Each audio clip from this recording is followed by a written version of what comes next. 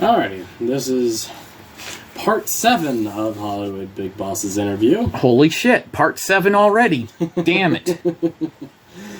Well, I don't think there's really use for any introductions at this point. Actually, maybe we should do something a little bit different because there's some... I wanted to start off with some possibly, maybe interesting, maybe some exciting news coming your way, Alistar.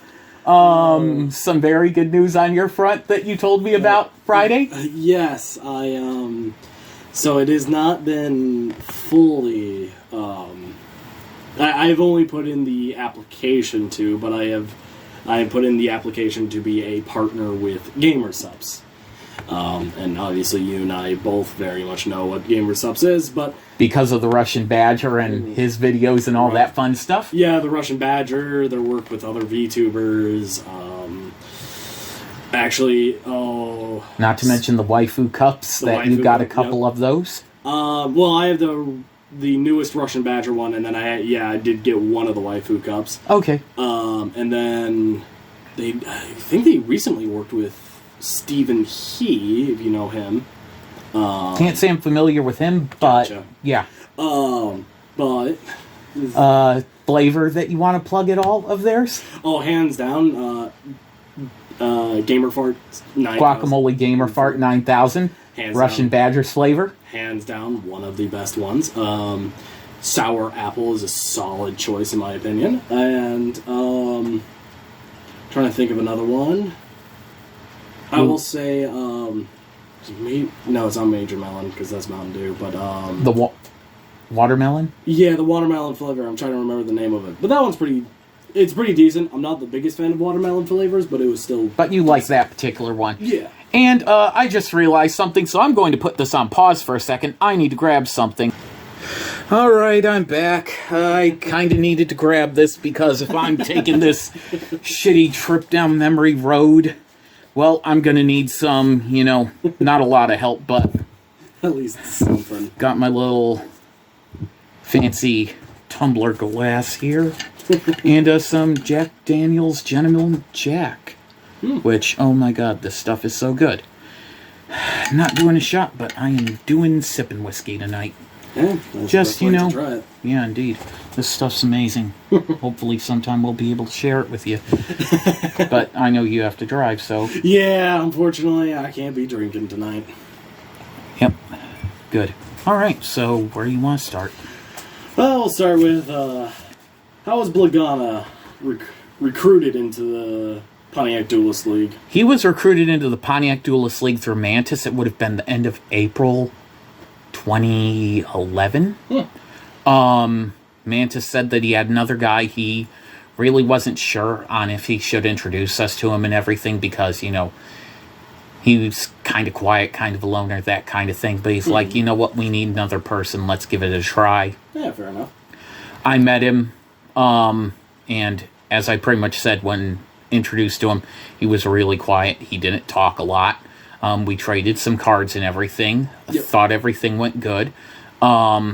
Invited him to one of our events, and May 3rd of 2011 would be his first event. He would team with Mantis at that event. Yep. Mantis essentially did all the fucking heavy lifting in that duel because Blagana was just learning the rule set. So Mantis literally did all the damage in that duel and won the tag team title pretty much by himself.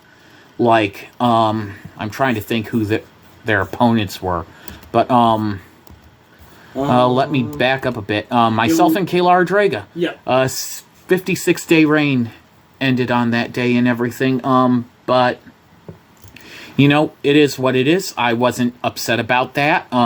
Yeah. But early on, he was just uber quiet, like didn't talk a lot, and not much to say on that. Yeah, fair enough. Well, speaking of which, why did you partner Blagana with Mantis and the Knights of Pontiac after his debut in PDL? The problems that Corvus was having mentally, Mantis needed a partner, and it's like, let's run with him because he can kind of fill the gap that Corvus is leaving with his issues because he's becoming unreliable not only just physically not being there, but mentally he's checked out and on another fucking planet. Yeah. So it's, you know, kind of like we need someone to move into the spot where, you know... Yeah. What were your thoughts on Mantis defeating you and Kayla Ordrega for the PDL World Tag Team Championship on May 3rd of 2011? Well, that's part of the reason why I left Mantis's name on the tag title thing, is that he did all the damage. Yep. Him and that, I'm trying to remember what the name of that frickin' Blaze Phoenix Burning Bombardment Bird. That's the one. Yeah. He just did literally everything in that fucking duel. And it's like, well, I'm not taking that away from Mantis because he literally did everything. Yeah. Like, Blagana did nothing. He was there, but, well, you know, as I pretty much said, it's like Mantis did all the heavy lifting. Nothing else to really say. Yeah. Why did you want Blagana to change his stage name? Well, he was going by Jinx Chaos Crow at the time, and I wasn't a fan of it. I felt it was too long, too inconsistent, all that stuff. It didn't have a flow to it. Yeah, I feel like if it was another C name, so like something C Chaos Crow, then you could go CCC, but... Anubis took a liking to the guy because, he just, you know, gelled with him right off the bat. So, we had started talking about, you know, with the storyline, even at this point, about breaking Anubis off and forming his own group. Yep. Anubis wanted to do it with Blagana. So, I pitched the name Shaggy Two Crow for him to use. Yep. Because it's like, I don't like the code name he's using right now. Which he boo-boo faced on that one. It's like, okay, then what else do we have to go off? Listed a bunch of things with ICP and everything. Anubis mentioned Hatchet Man, and he still insisted being Crow. So me and Anubis came up with Hatchet Crow. Yeah. Which, you know, and that's the thing, he tries to say, oh, I came up with that. No, you didn't. It was me and Anubis. We're the ones who came up with it. Both of us, not you. And he took it and ran with it. I mean, but I just want to put out the truth there of how that really came to be. It's like, let's really, you know, analyze this factually. And I have my notes in front of me. I have all these, as you can see, I have CDR discs, which I put records on and everything. What's the nice thing about a CDR, Alistar? They're very hard to change the contents of. A CDRW, you can edit. Yep. A CDR, you can't change it. You can't edit it. Once it's on that disc, you cannot edit what is on that particular disc. Yeah, it's stuck on there forever. Yeah, once it's burnt, it's burnt. Yep. And that's part of the reason why I have my backups of records on them. It's because if something happens, I still have a backup of everything. And that's why I also have paper copies too, so that way in case shit happens, I got a paper copy. But go ahead to the next one. When did you and Lord Anubis begin to plan his break off from NW 2.0? I think I covered it, but pretty much right here. Because it's like Anubis would be able to carry his own weight. We weren't sure what we were going to do with Mantis and the Knights of Pontiac quite yet. I had elaborated in the previous video how later on we decided Mantis would join NW 2.0. But that's pretty much, you know, there was a lot of time in between those things. But yeah, this is when we started, was early May of 2011, and that wasn't happening till November. So, as you can see, this is far how ahead we're planning in our storyline and everything. So, yeah.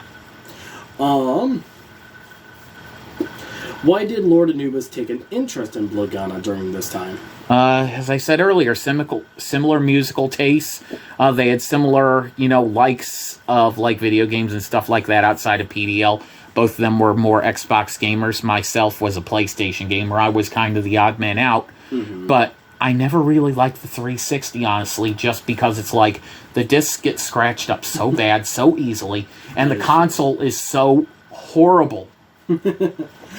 I personally grew up with the 360, but I will say that, yeah, the original white one. You think about that one. I will... The The only reason I ever got a 360 is Kaylara Draga wanted it, and it's one of the end of the life cycle consoles. Yeah. So that one still works to this day, surprisingly. But I wouldn't trust one of the white 360s ever, because those things are god-awful. Yeah, they had a lot of problems. You know it's bad when the pawn shop here in town refuses to take any of them into sell because they are so defective. Yeah. All right. Moving on. Yep. Why did you and Lord Anubis create the Hornbuckle account on the Central League forum in March 2011? Okay, I had gone over the fact that Sigma V had created accounts on my forum. I'd actually forgotten another account that he had done. He actually did 3, not 2. And we were just like, okay, if they're wanting to play this game with us, because I thought Kappa W and Sigma V were doing it together. Spoiler alert, they weren't, as I found out, last year. So it's like, okay, Sigma made Kinetic Flames. Blam that once I saw that was his IP address. Firestorm 77, blam that one once I saw that one was it. Then Granite Shield 89, I just blocked that one, left it on there, then deleted it and kept the IP address blocked, and he never tried to make an account after that. But it's like, okay, motherfucker, you want to spy on me, I'll do something back to you, you know. What were your thoughts on Lord Anubis defeating the PDL World Champion? You mean defending? Defending, yes. Wow. Against Blagana in May 2011. We normally do give some early people a shot at the world champion, just to see where they gauge and everything. Anubis decimated him. Like, this was Anubis in his prime, and yeah, he just tore him the fuck apart. Yeah. But yeah. Why did you have Mantis reveal a new Knights of Pontiac Hardcore Championship and have him give it to Blagana? Retaliation, Knights of Pontiac getting one over on us, taking one of the championships, replacing it with something of theirs when I literally own the belt. It's just storyline-wise, I want to do something to, keep escalating this feud and make it look like, oh, you want to have that championship, well, we'll have our own. Yeah. Kind of thing. Why didn't you allow Lord Anubis to have Blagana replace Savril as his tag team partner on August 15th of 2011? Blagana's with Mantis. Anubis is in NW 2.0. It would make no fucking sense to have them team up at this point in time. It's too soon to pull the trigger on that. We cannot. We have to get the storyline to that point. We're not there yet. We have stuff in the can already, which we have to release first. Yeah. And then we'll move forward with it. But I told him, just hold on, wait, and we'll get there. Mm-hmm. It's not a race, it's a marathon. Mm-hmm. You want to take your time getting there, let it marinate, let people digest what's going on, and then boom, when it happens, holy shit, Anubis is with this new guy. Mm-hmm. What the hell? Yeah. What was your reaction to Lord Anubis losing the PDL World Championship to Mantis that same day? What the fuck? I mean, I talked about it in the other interview, but I was totally shocked. I mean, it's like, how the fuck did this happen? Because Mantis did it again. I mean, he ended Savril, he beat Anubis. I mean, he's got a weird knack for pulling wins out when you don't expect on paper, he shouldn't be able to win these duels. But as you know, there was a misplay in that duel by Anubis, and he could have retained his championship had he activated Royal Decree. He didn't think he could, but he could. Yeah. Why did you film a video of Savril being found unconscious by his car before he left that day? Pretty much write Savril out of the story because he wasn't coming back for a few months. He was going to be taking that job at college and everything. He'd be out there doing campus security, so we wouldn't have him there physically. He could not contribute. So also start the transition from NW 2.0 Knights of Pontiac against NW 2.0 versus the Juggalo group that Anubis is doing. Yeah. So, you got to keep moving forward, Oh, yeah. What were your thoughts on Lord Anubis regaining the PDL World Championship for Mantis on August 18th of 2011? We missed a lot of opportunities. We could have played that out a little bit longer. We could have made a storyline impact with Mantis being the world champion, and we blew it. I'm happy that Anubis got it back, but from a storyline perspective, and as we talked about in the last video, such a huge missed opportunity for Mantis. Yeah. To be able to gloat about winning the world title.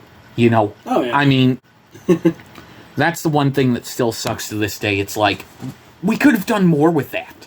Yeah.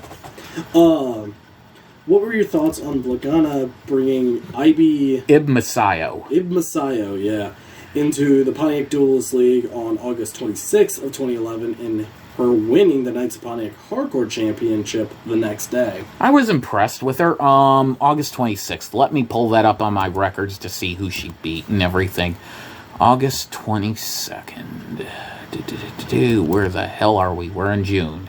We got to go way down because this is when Mantis and Corvus had their little 20 title change streak on each other and everything. Yeah. August 27th, she defeated Blagana for the vacant championship. Okay. Held it for 11 days. So, good on her. I mean, what else is there to say? I mean... Yeah.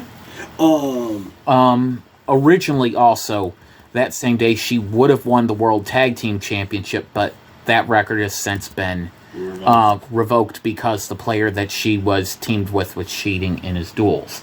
So I just wanted to make a note of that's one thing that happened there that, you know, is no longer on the books, but we do have it in our notes and everything at the end of the title history. That, hey, even though this is no longer on the championship history, we acknowledge this title change was originally here, but was then decision reversal because player cheated. So, go ahead with your next one. What was the conflict between Blagana and Ion Drake at the same time? Okay, so the story that he spun to me about Ion was that he had done something to his ex-girlfriend, and then he had asked him to hook him up with another girl or some bullshit like that. And he went off on him and wanted to bring me into getting revenge on this guy. I mean, he was so dead set on getting back at this guy, getting even with him. Even talked about how this guy had grabbed his, at the time, girlfriend's breast and everything, which the, you know, validity of that accusation is somewhat suspect now. But anyway, back on topic, he wanted revenge on him, and he found out about Kappa W, because, you know, he did Google search and everything, and the reason why I found out about W is W's MySpace page had 2 posts on it about Pontiac Duelist League, and it's like, you Google search PDL, back in the day it would have shown up, and that's how he found out about W, and he was like, if you help me get revenge against Ion, I'll help you get revenge against Kappa W. And it's like, I agreed at the time because he sold me on it, and he was really good at selling me on, this is the right way to go. We can take revenge against these people. Yeah. What were your thoughts on Ibn Masayo winning the vacant NW 2.0 National Championship, defeating Blagana on September 7th of 2011? Proud of her. I was happy that she was moving up the ladder. Not even a month in and having won her second championship. I mean, holy shit. Yeah, I was really proud of her. Not much else to say there. Yeah. What were your thoughts on Executioner defeating Lord Anubis for the PDL World Championship on September 14th of 2011? Had to fucking happen because of Anubis's issues at the time. And I so regret, you know, that's not a pleasant situation at all that Anubis was in, but, you know, at the same time, it's like, we had no choice. We had to try and get the belt off of him, and Executioner did it. The duel's still on YouTube, as I said, to this day and everything, but the duels of Anubis and Executioner did not live up to the hype they should have been. They should have been epic matches, and instead it's like one turn kill, one turn, and then OTK, and then a second turn kill for the other one. So it's like, it just wasn't there. Yeah. What were your thoughts on Lord Anubis accusing Executioner of cheating in a phone call after the duel? impossible. He's like, are you sure he shuffled his deck? And it's like, I shuffled his deck before everything got going. He asked me to shuffle his deck. Yeah. Executioner had also modded the deck so that way it would be easier for him to pull out a Montage Dragon and then, either Ring of Destruction or do something to it to where he could inflict damage to Anubis through it, like Big Boom, large stick. Yeah. He hit Dragon's Gunfire when he had Montage on the field, did 800, and then Anubis' turn, Ring of Destruction, Barrel Behind the Door. He didn't even need the Barrel Behind the Door. Ring of Destruction, Anubis takes 72, Executioner takes 72. Anubis is dead from the 800 he's already taken. Executioner, well, he lives by 800. He didn't need the Ring of Destruction. That's why I'm like... Or the Barrel Behind the Door. You know what I mean, though. It's like, he didn't need to. And it's like, the fact that he hit both those combo pieces, it's like... Yeah. He's only got one of each in the deck, and I know I shuffled that damn thing really good. He just put more high levels in the deck to make it easier for him to, pull that thing off. Yep. That or going to 5-headed dragon, but, Yeah. Why did you and Blagana confront Lord Anubis after this duel about his mental well-being? I still have hard feelings about this one. Not for anything about Anubis, but because we should have done it a lot more delicately. Knowing what I know now, I knew Anubis wasn't right, that something was wrong, and he wasn't telling me what the heck was going on. But it's like when someone's going through the shit they're going through right then and there, and I want to state for the record, it's not drugs, it's not anything like that. It's something outside of the people that we knew causing the problems in his life directly. And it's like, yeah. I can't help but sympathize, and, I can forgive everything that he did, because what he went through was so horrible that, no one should ever have to go through that. Why did you attempt to buy out Lord Anubis' 33.3% ownership of Pontiac Duelist League at this time? Because he mentally had checked out and everything, as I said pretty much in the last one. We'd actually done it after Executioner had won the World Championship after either a week or whatever afterwards, and he just ripped up the contract. He refused to sign it, refused to do anything. He's like, no, I'm not selling my 33 1/3% of PDL. And it's like, okay, we'll renegotiate, we'll talk. Part of it is I wanted to do something else with PDL, but I needed all of it to be able to, take it to the next level. Yeah. As you know, DSF is broken up into individual owners. But for Pontiac Duelist League, in order for me to make that next step, I needed to have all of it back. Yeah. And Anubis felt like the offering that I was making him was too small, which, it probably was. When he did buy it up the next year, he got way more out of me for the sale of PDL than he paid in. He only paid $11 for Sigma V's assets, and Sigma V didn't even own that 33 1/3% of PDL. Yeah. Because he hadn't signed that charter. The only owners were me and Dzankic, but I honored my end of the deal because it's like, look, I promised you 33 1/3%. You get 33 1/3%. I'm a man of my word. Yeah. And it's like, I promise it, it's yours. It doesn't matter that he didn't have it. You get the shares that I got from Dzankic. Yeah. Why did Blagana convince... Oh, sorry. I skipped one. How did you react when Blagana informed you that he was having relationship problems with Ibn Masayo? I drove over to her house, which at the time it's only a few blocks away from me, and it's actually by the 4-H building that way, if you know where that is. And I went to see her, talk to her. She didn't really open up to me what was going on and everything. Hindsight being 2020. If I knew then what I knew now, what was really going on, what he had really done to her, I would have never tried to convince her to go back to him. Yeah. Not fucking ever. What had happened was she found out that he had cheated on her with her best friend the day that he had proposed to her. And it's like, out of all the scummy things a person could do, it's like, no wonder she was breaking down. No wonder she was that upset. And it's like, I spent over an hour talking to her, and it's like, I didn't make any progress, but it's like, no wonder I didn't. Yeah. Not to mention, she was younger than I thought she was at the time. Mm-hmm. She's not opening up because she's been in this abusive relationship and everything. Yeah. It's like... Yeah. I'm sorry, it's just, one of those things where... It's one of my regrets, Oh, yeah. It's a big one because it's like, I wasn't informed. She didn't tell me until much, much later. Mm-hmm. And I just feel bad for her because all the shit that she had to go through with someone emotionally and mentally fucking with her head that time and everything, you know? For 2 years, he lied to her about that. Jeez. And she broke that friendship with her best friend because of that at the time. Mm-hmm. And it's like... Yeah. That's kind of a double whammy there. Yeah, How did Blagana convince you, Mantis, Kelardraga, and Corvus to make attack videos at KW on September 23rd of 2011? Well, what had happened is he had found KW on MySpace.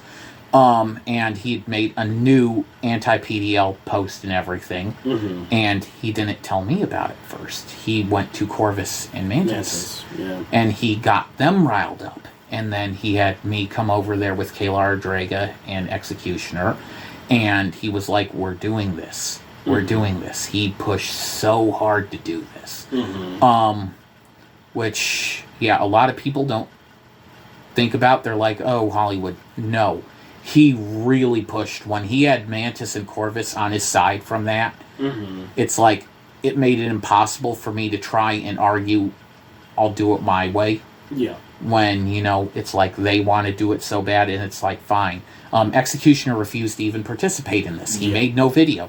The only videos were made were Mantis, which was talking about what happened to him in the high school and everything, and pretty much saying, W, you weren't fucking there for it. To say that what happened was there, a lie. It's like, you weren't there. You're defending someone who, I'm proof that this happened. Kalar Draga, more or less the same thing. You have no right to talk about what the fuck happened. Yeah. Corvus, I had to edit his thing down so bad because you saw how he was in the Knights of Pontiac videos. Mm-hmm. Like, I had to edit it down because the little blurb that he talked about, where he talked about the fight with Sigma and where he had threatened to kill him, was so small out of the whole rant that he did, I couldn't use it, so I just chopped it and then used it. Yeah. And Blagana did his video, which was about 5 minutes, and he compared KW to Hitler and all this other shit, and it was way over the top and over the line and everything. Yeah. And it's like, I should have made him reshoot it, but at the time he's like, no, let's do this. And then I backed up pretty much everything that I had said in my history post on the Pontiac Duelist League Hyperboard at the time. It's like, look, I have all these paper records, I have this, you weren't there, and I'm saying that you don't have these records to go off of. And I'm saying that not so much that he's a liar, it's just that he's ignorant to what I have in front of me and what I, Yeah. Like, let me give you an example. Like, records. In case anyone's wondering how much records I have. 3 binders. 1, 2, 3. I mean, look how fucking thick these things are. They're quite thick. Yeah, that's title histories. This is rule sets, decks, everything like that. And then this one is contracts. Mm-hmm. I mean, and not to mention all this freaking CDRs that I have. Mm-hmm. Physical paper records of events and everything here in that notebook over there in my little hidey hole thing. It's like, I got paper records to back up all my shit, and it's like, I know my memory at times ain't the greatest. That's why I started writing shit down when the Sigma V and Kappa W thing started happening. Mm-hmm.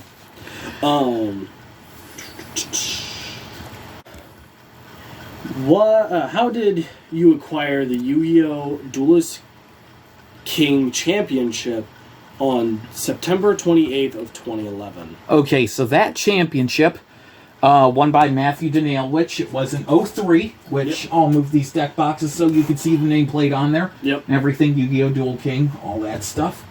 Anyway, so there was an estate sale where that Millennium Puzzle trophy got sold. The buyer was a card shop in Hillside, Illinois. They eBayed the trophy because at the times they could go for a couple $100 back in the day. Yep. Now you're looking at a couple $1,000. Yeah, really. But anyway, I saw the auction. The price was right. It was in Illinois, so shipping was lower. So I jumped on it. I fucking jumped on that thing because it's like, holy shit, this hasn't come up this often, and we got one. So it's like, I put the money in. I put the money where my mouth was, and it's like, you know what? This is the first time we can physically buy a Konami championship. Yeah. A Konami-sanctioned championship. And I won the auction. So, it's mine. Yeah. And I got the chain of ownership from the original, owners and everything, hence why I know that was sold at an estate sale, that the card shop in Hillside, Illinois, suburb of Chicago, had gotten it, and then they eBayed it. So that's the chain of ownership from him, estate sale, card shop, me. Yeah. So 25. Yeah. Why did you name Matthew Danielich the Yu-Gi-Oh! Duelist King Championship Chicago region that same day? The day that I bought it, I named him the champion and everything. I had told Blagana about it. I didn't have Facebook at the time and everything. I didn't want Facebook. I didn't want to do social media because of the whole, nightmare thing.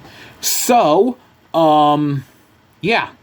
I had him message the guy because he was a, oh crap, I'm trying to remember. He was a, what the hell is Squidward and SpongeBob? Not the fry cook, but, a dancer.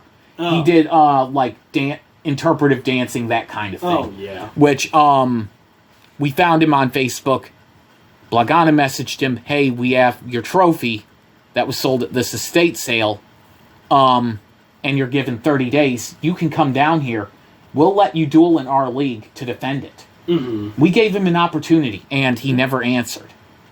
Yeah. So we'll address that later. Yep. But he had a 30-day period to even respond to us and be like, hey, thank you for telling me this. He could have either accepted, even if he declined, I would have still given him the 30 days. Yeah. Out of respect, because it's like, to win one of those back in the day, you were something, you know?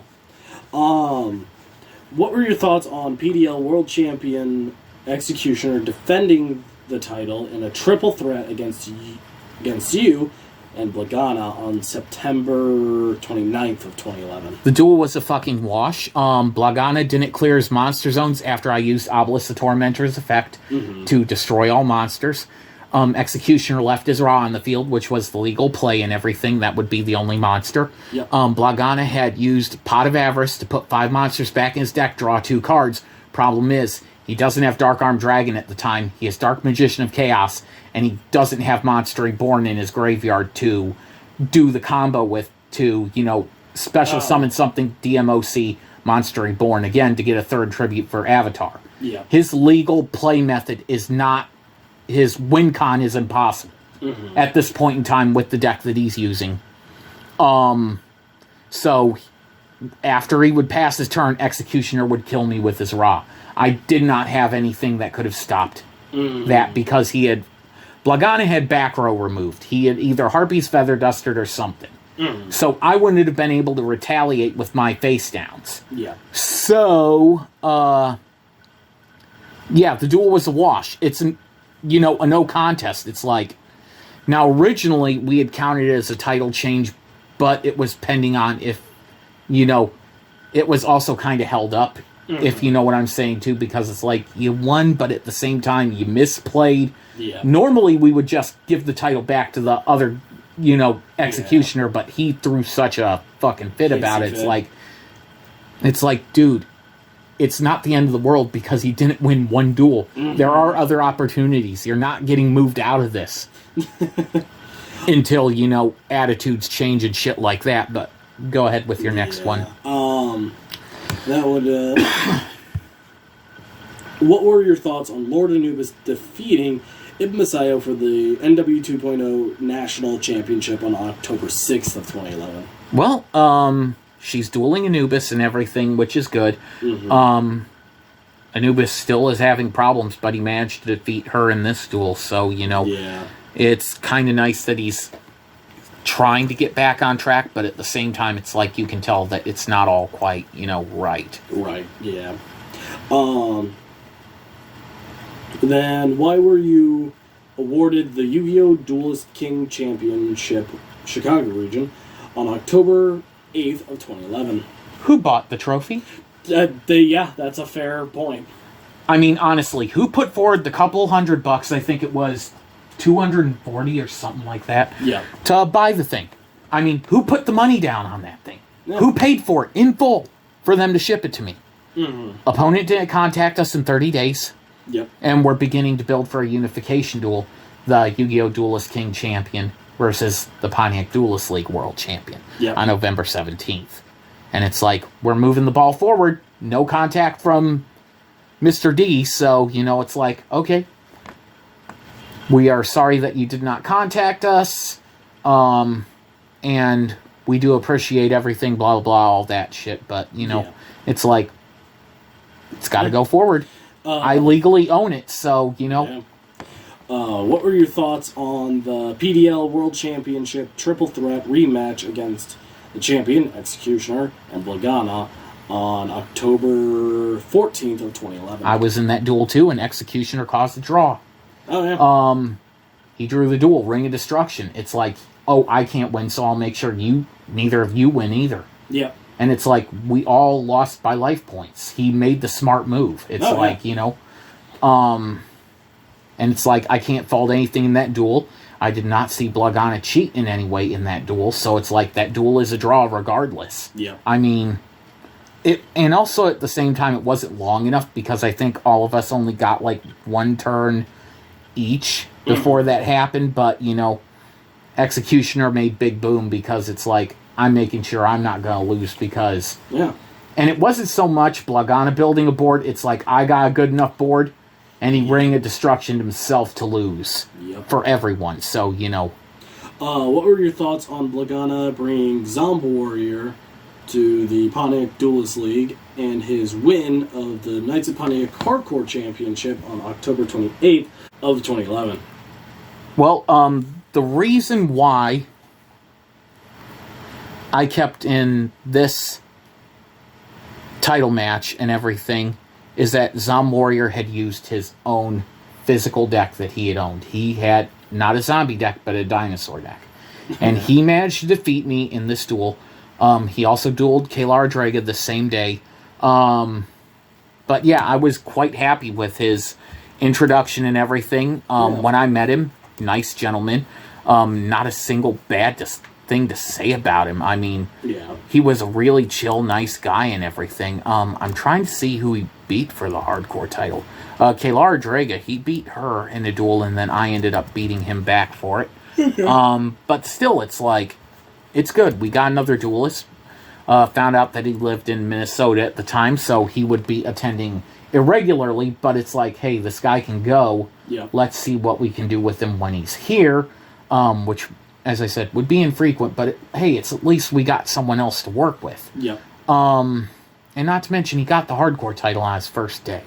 So, what were your thoughts on the third PDL World Championship Triple Threat against Execution and Blagana on October 29th of 2011? That one had another problem. Because I had taped that duel and everything, was going to release it, and then we have a big fucking problem. And this was a day or two after it, because, work and everything like that, I didn't get to editing it. Well, I find out during the course of that duel, Blagana fucked up on the life point count, and he was the one writing down the life points physically on paper and everything for this one. He only subtracted 200 life points when I paid 2,000 life points. So, come to find out, Executioner killed me in the duel an entire turn before Blagana killed me. It's a triple threat. Executioner kills me, he gets the belt. Yep. He's the champion. And it's like, when I found that out, I'm like, oh, fuck, you gotta be kidding me. Again? Mm-hmm. And it's like, contact Blagana, and it's like, hey, we got a problem. You didn't win. Mm-hmm. He's like, what do you mean I didn't win? I beat you. And it's like, yeah, you beat me, but Executioner beat me first. Yep. Shit, sorry. No, you're good. What were your thoughts on Mantis and Corvus being arrested on October 30th of 2011 and the fallout as a result? Well, a friend of theirs had invited them to a Halloween party, and as it turns out, she was having it at her grandma's house, but she didn't get permission from her grandma to have it at that house. Yeah. So, lo and behold, her grandma finds out there are people at her house, calls the cops, finds out what's going on, has her granddaughter arrested. It's supposed to be expunged from her record after the fines are paid and everything. But that's not what they did. They arrested everyone over the age of 18, and Mantis and Corvus got thrown in jail, and Mantis actually got released the following day. Corvus was in jail for 3 days. Mm-hmm. And they weren't charging him with anything. Yeah. They held him for 3 days with no charges in jail. Mm-hmm. And it's like, how the fuck did that even happen at the time? It's like, and then he shows up at her parents' at Kalar Draga, their parents' house and everything. He shows up at like 5:30 in the morning with no announcement, no ride home, nothing. He had to walk from the jail all the way back to their house, which is on the other freaking side of town on Water Street. Yeah. And I'm talking about, like, where those duplexes are on Water Street and everything, where they start? That's how far the walk was that he had to take. Mm-hmm. So it's like, you gotta be kidding me. It's like, and no one could, Yeah. Yep. A big bunch of fucking bullshit. Yeah. That being said, I need to also mention that Mantis, as a result of this arrest and everything, got sent to California and forced to live with his dad for however many months it was. In Corvus, I gave him a half a year suspension because he stole his sister's Walkman, took it without permission, and it got lost and we couldn't get it back. So $40 or $50, whatever it was, down the drain, and I bought that for Kalar Draga, and I was pissed. And it's like, if it was anyone else, I would have fucking fired you. Yeah. But you're my brother. I'm going to be nice about this. But you will never do this again, or I will fire you. Yep.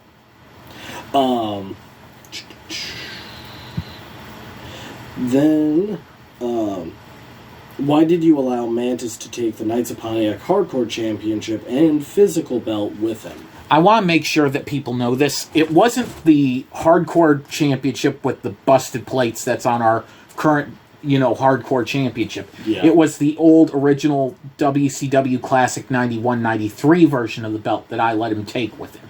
And this was not the first time I let him take that belt. When he started the Knights of Iowa, I also gave him that belt again to use, so that way he would have a physical championship belt to say, hey, this is our championship. Mm-hmm.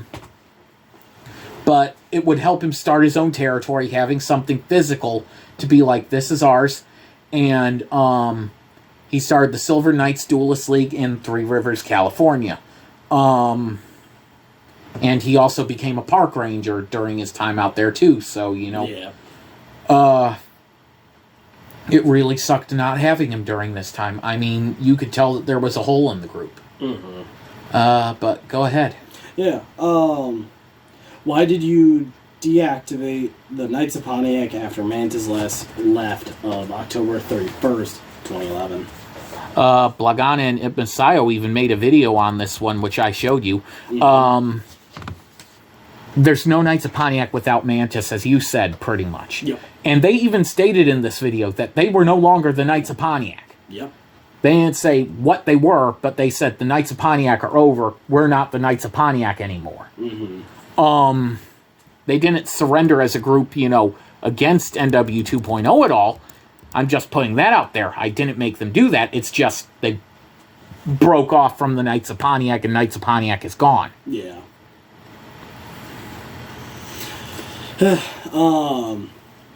Well, moving on. Why did you schedule an emergency PDL World Championship between Executioner and Blagana on November 13th of 2011? Blagana's not the world champion. Yeah. We filmed all these unification promos. He's not the world champion. Executioner beat me. He's got the belt. Yeah. Now, I tried finding on one of my CDRs, noting that title change, because I know we had it on there at one point in time, but I couldn't find it on there. Now, these were from like 2011 when it broke off, so it might have been before we were like, hey, this happened, but I know that after this got found out, I'm pretty sure I did.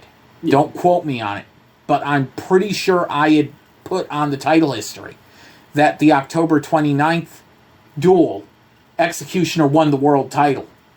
Although later on we'll, go back and talk about some of that right then and there, but it's like we have to have a duel between you two because you're not world champion. And it's like, and oh boy, we're about to hit a shit show with that. Yeah. What was the controversy surrounding the Executioner and versus Blagana for the PDL World Championship on November 13th of 2011? All right. I got my notes here. Yay. I'll go over that duel real quick, blow by blow. Executioner wins coin toss, picks first turn. Executioner deals his first 1,000 damage via Samorgon in the end phase. Part 1, Blagana illegally switches a card set in the magic card zone with the card in hand. Part 1, 550, Blagana illegally uses Magic Drain on Heavy Storm after Judgment of Anubis is negated by Track Jammer. Chainlink 4 cannot be used to negate Chainlink 1, only Chainlink 3. He did not do that. Executioner attacks with Harpy Lady 3, brings him down to 57. Executioner attacks with Cyber Harpy, brings him down to 3,900. Part 1 again, 759. Blagana illegally uses Bottomless Trap Hole from his hand during his draw phase in response to Executioner's activate Judgment of the Pharaoh. Temple of the Kings only allows the player to activate trap cards the turn they are set, not from the hand. He illegally banished Executioner's Obelisk, which, as you know, it's like it says, activate trap cards, turn they're set, not from hand. Yeah. He did it from the hand, which is, Part 1, 852, Blagana illegally special summoned Sorcerer of Dark Magic with Temple of the Kings and Mystical Beasts to circuit. It does not ignore the summoning conditions of extra deck allowed main deck cards. Executioner took 500 from his own Smorg. Actually, no, he took 500 damage off of Horse the Black Flame Dragon level 6, and then took 1,000 damage via Nature's Reflection on the Winged Dragon of Ra. Part 2, 9 seconds in, Blagana shuffled his deck after searching Horse level 8. After this, it was discovered that Blagana was stacking his deck with the top of his deck was confirmed not moving, while only the bottom of the deck is shuffled. It's an immediate disqualifiable action. Part 2, 431, Blagana illegally takes Relinquish to the hand via Sangan that went to the Executioner's graveyard. Executioner should have been the one taking the monster to his hand. It went to his graveyard, not Blagana's. Yeah. Executioner brings Blagana down to 2,300 via Harpy Lady 1 attack. Part 2, 602, Blagana can't add Black Illusion Ritual to his hand since it legally doesn't contain Relinquished. Executioner goes down to 5,250 because Blagana attacks with Dark Magician, Executioner Mirror Walls. Executioner pays 500 for a Mirror Wall, bringing him down to 4,750. Executioner then goes down to 2,800 via Dark Paladin, 39. 2 dragons in the Executioner's graveyard. Mirror Wall halves it down to 1,950. Now we're to my notes on this duel. Let's say, for argument's sake, the duel continued on with the current field state. Blagana is attacked with this final available monster, cannot activate the Winged Dragon of Ra's effect after battle phase, as the Pontiac Duelist League rules set November 2011. With no available moves left, cards in hand or on the field, he would have to end his turn taking 2,000 damage via both Samorgs. So Executioner's at 575, Blagana's at 300. Blagana would have been able to take his card, play it to the field. after the infliction of damage. However, Change of Heart, Divine Wrath, Pot of Avarice, Raigeki, and Nature's Reflection are in Blagana's graveyard, unavailable for selection. If Blagana picked a monster, he would be unable to activate its effect, being played during the end phase of the turn. Being unable to negate the damage during the Executioner's own end phase of 2 Simorgh Bird of Divinities, Executioner does not need to play any cards from hand or activate any other monster effects on the field to win the duel. This also counts paying the 500 life points for Mirror Wall, because Executioner would still have 75 life points, and then ends turn, he's still got 2 face-down Speller Traps. Boom. That's note 1. Note 2, let's say for argument's sake Blagana has not used Harpy's Feather Duster, activates it after taking the 2,000 damage. Mirror Wall and the Executioner's face-down cards destroyed. Executioner currently has 2 monster cards and 2 trap cards in his hand, being able to set 2 trap cards in his hand during the main phase, again ending the duel, same result. Blagana's Sorcerer of Dark Magic would have only 3,200 attack, while Executioner's Obelisk would have 4,000. In this scenario, Executioner could attack Blagana's Sorcerer of Dark Magic with Obelisk, inflicting 800 to Blagana's 300 life points, ending the duel for retaining. Note number 3, argument's sake, Blagana takes Magic Cylinder, sets it face down. Executioner still has 2 Simorghs up. Even with 1 set Magic or Trap card, Blagana takes 1,000 damage at the end of Executioner's turn. 5th note, Executioner has Obelisk the Tormentor on his field without waiting for the end phase. He could activate Obelisk effect, tribute both Simorghs, inflicting 4,000 damage to Blagana, and Blagana doesn't have a counter due to his own Nature's Reflection being in the graveyard, and he did not have Barrel Behind the Door at the time, because I bought that card for him in January of 2012. So that was not a legal play in that duel, and because of his cheating in that duel, that's why Blagana's entire record was erased, was that one duel. All the cheating that he did, all the illegal play actions, wiped out everything they did. He's like, oh, it's this conspiracy. No, it's not. When I found out you cheated in that fucking duel, nothing in his career mattered after that. Because he continued to cheat. What was the result? I need a drink of alcohol. Honestly, I don't even blame you. Fucking hell. Honestly, your eyes kind of like rolled back, and it was like a Wikipedia page of information there. Jeez. I'm fucking thorough with my notes. I can't help it. If I'm proving a motherfucker cheated, I'm throwing the whole fucking book at you to prove it. Fair enough. What was the result of the PDL World Champion Executioner versus Yu-Gi-Oh! Duelist King Championship, Chicago region, Hollywood Big Boss, on November 17th, 2011? I need to preface this duel with something first. Yep. At the time, we didn't know Blagana had cheated. He was still recognized as champion for beating Executioner, blah, blah, blah, blah, blah. Anyway, what had happened was I wanted to beta test my decks before I dueled Blagana that day. I got off at like 1 o'clock or 1:30 because I got to work at like 8 or something like that, because I was doing opens or whatever back in the day of work and everything when I worked at the restaurant. Anyway, I get a call from Executioner after I got off, and it was like 1 or 1:30, as I said, and it's like, shouldn't he be in school still? It's only 1 or 1:30, and I'm getting a call from him on my cell phone. It's like, shouldn't you be at school? I don't remember why he wasn't at school, though. If it was a doctor's appointment, dentist appointment, whatever, he had the day off from school. So it's like, oh, I wanted to talk to you about something. Could I come over to your place, duel real quick?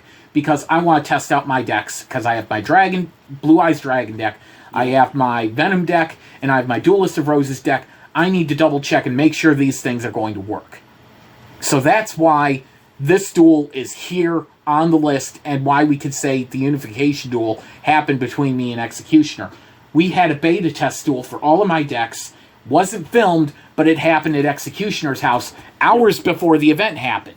And it was because of these duels that I changed cards in my Venom deck and my Duelist of Roses deck. Which I'll go over what happened. Executioner defeated Hollywood Big Boss PDL format duel, which I used my Dragon deck and I'm trying to remember what Executioner used, but we have a rematch of it up on YouTube. Yeah. Executioner defeated Hollywood Big Boss traditional format duel that was Dinosaurs versus Venom, and boy oh boy did I need to make mods to my Venom deck. It did better against Blogana, but did not win. Yep. And then Duel C, Executioner defeated Hollywood Big Boss Duelists of Roses. Because we did that over at his house, I couldn't tape it, but I got killed within like the first 4 turns. I managed to get out Dark Magician of Chaos. We also fucked up during that duel. We didn't raise the life points to 8,000. So we both only had 4,000. I get out Magician of Black Chaos. Yep. 2,800, 2,600 defense. I'm pushing on Executioner because it was in my opening hand. 4 stars, second turn, set another trap. Yep. Turn after that, get it out. And then just start gunning for him. Executioner hits the fucking most insane thing. He draws his Gate Guardian and Ruroku. He normal summons Gate Guardian, hits it with Ruroku. Yeah. And it's like, oh, fuck. So a 5750 Gate Guardian's attacking a 2800 monster, and I've lost 2,000 life points from Ruroku. Put the gun in my mouth and pull the trigger. I am dead. Yeah. There is no way that I can save myself, because it's like, as you know, Duelists of Roses, certain cards only work if the attack points are below a certain level. I had something that only worked on a, I think at the time, a 3,000 attack point monster or less. But he had gotten rid of all my spell and traps. I think he hit Heavy Storm the turn before. But either way, I just remember the ending was he attacked my Magician of Black Chaos with his beefed up Gate Guardian. It's like, yeah, good game. Good game. Yep. I just turned to him, good game. It's like, this was under 5 minutes, but fuck, I'm dead. Yeah. And yeah, that's the duel that's on the record now. It was originally the beta test duel, but because it was the only time that the World Champion and the Duel King Champion faced each other, that got the record. That's on our title history. That's what happened. Yep. What was the result of Hollywood Big Boss versus Blogana on November 17th of 2011? Now, I didn't find this out until, like, a little bit later that there was a big problem in the PDL format duel. He had used Divine Wrath on Spear Dragon. Tell me what's wrong with that. Spear Dragon can't be affected by trap cards, if I remember correctly. It can. Oh, okay. Spear Dragon's effects are continuous. Yeah. They do not have an activation to No. It's Divine just Wrath. It's just piercing damage. Piercing damage and then changes to defense mode. Yep. Both those are continuous monster effects. Divine Wrath can only activate on activated and trigger effects. Yep. Which it's not activating and it's not triggering. Yeah, I would, So he still takes the 1,000 from Spear Dragon. Yep. He takes the 3,000 from Chaos Emperor, so that's 4,000, and then 45 from Blue Eyes Ultimate. He's dead. Yep. That's the PDL format duel. I win. The traditional format duel, very long.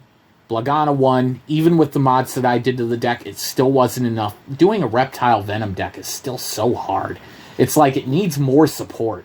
Yeah, well, reptiles in general have been Overlooked. overlooked by Konami. I think recently they did something with reptiles. Yeah, but it still doesn't help the Venom decks, which they have to be Venom monsters for the field and everything. And then Duel 3, Duelist of Roses match, we never took place. Yeah. Like, I had gotten a memory card with all the cards unlocked, and he would have had to build a deck and everything, and it's like, that didn't happen because originally we thought he beat me, but then find out after the fact and everything, no, that didn't really happen. You dealt lethal damage to him in the first duel, it's a draw. Yep. There was no winner. And I will also say about the reptile thing, Snake Rain is like 3 cards away from being just an absolute menace of a card. Yeah. Because being able to dump 5 reptiles from your deck. It helps with Venomenaga, but Oh, just imagine. it's hitting it. That's the problem. Well, just imagine if there's a meta reptile deck. Snake Rain is just going to be Yeah. in every single deck at that point. Yeah. Unless it's like an Exceed Reptile or a Synchro Reptile. Even then, like, most modern Yu-Gi-Oh! Decks basically use their graveyard as a second hand, so True. I would assume that a modern reptile deck would use their graveyard as a second. Yeah, you do have a point there. So, yeah, no. But moving on. Yeah. Why did you use the unification event as the launching point for the Juggalo World Organization takeover with Violent Anubis and Blagana? Okay, Anubis is changing from Lord Anubis to Violent Anubis. I thought it was the perfect launching point because it's like, hey, they're in control of things. They can hijack the group on, public perspective, and then take over our forum, all that shit, and make it look like a force has come in from out of nowhere and fucked NW 2.0 over. I mean, and with the Knights of Pontiac gone storyline, it's the only thing that makes sense. Problem is Anubis's lack of commitment. Yeah. It hurt things. I mean, we couldn't do what we really needed to do. But yeah, I just thought the timing was right. Yeah, fair enough. You can go ahead with the next one. Why did you allow Violent Anubis to splinter the Juggalo World Organization Championship off of the NW 2.0 National Championship? Well, we have no Knights of Pontiac Hardcore Championship in PDL, so it's like, you know what? Take the old big gold belt that we have, spray JWO on it, and call it the Juggalo World Organization Championship, and, Yeah. it might work. Yeah. Sadly, it didn't. Yeah, it just didn't, quite get the steam that needed to. Yeah. What was your reaction to hearing Kayla Drega's mother was diagnosed with cancer in November 2011? It felt like it came out of left field. She had been hospitalized for a blood clot and everything in Bloomington and everything. I had driven down to see her in American Outlaw and everything, and it's like that diagnosis was just so shocking because it's like, you got to be kidding me. Mm-hmm. It's like, this is out of nowhere, and then come to find out she's like, oh yeah, all the women in our family don't live to see the age of 50 because cancer runs so strongly in their family. So it's like, it was unfathomable to think that we would lose her, but yeah. It hurt. Oh, it still hurts. Yeah. It's never easy. No. Why did you allow Blagana to name Zombie Warrior as his new tag team partner at the December 2011 event? December 21st, 2011 event? Yeah. You're all right. Ibn Sayo couldn't attend due to family, and Violent Anubis no-showed us. It's like... Yeah. It's like Ibn Sayo is, Blagana's tag partner, and it's like, I understand. You got family you need to be with. Anubis, it's just, he'd checked out at this point, sadly. I mean... It is what it is, But the reason why it's like, Zom Warrior's here. We gotta go with him. Gotta go with it, yeah. What were your thoughts on Violent Anubis and Verlupo missing the event? Anubis sucked because it's like, we really could have used him. Yeah. Verlupo was supposed to be his first event, and he no-showed. I don't remember why he did, but it didn't bother me, that one. No-showing, because it's like, hey, it's a new guy. It's all right. We can get him another time. Yeah, something might have happened. Although we did have one good thing that happened. Savril returned at this event. So, that kind of softened the blow. Yeah. He was only going to be here for that particular event because, time off from college and everything. Had to meet him at Walmart, drive him to where Blagana's apartment was at the time because he didn't know the directions and everything there. Had never been there. But we made do with what we had to work with. I was just happy that we had Savril. Yeah, fair enough. What were your thoughts on the triple threat tag team duel, Blagana and Zombie Warrior versus HollywoodBigBoss and KLR Drega versus Executioner and Savril? Now, originally, Blagana and Zombie Warrior won the duel. Problem is, Zombie Warrior's using a deck that he doesn't own. He's stated that he's buying this deck from Blagana. It's like, okay, you guys have an intent to sell. and I'm going to be okay with you as long as you sell him the deck and everything. And there was a big problem later because Blagana sold him a completely different deck. So it makes all the duels that Zom Warrior did from this point until Blagana quit scratches, because he's not using the same deck that he was promised to have bought. Yeah. So it's like, how can I... We have it in our rules. You can't use anyone else's deck. Yeah. The issue is he's buying the deck. Okay, there's going to be a change of money. You're just waiting to build up your funds. It's going to be yours. Yeah. There's an understanding. You are physically buying this from him. And then when you buy it and you find out you were given a completely different deck, wipes it. So it's all...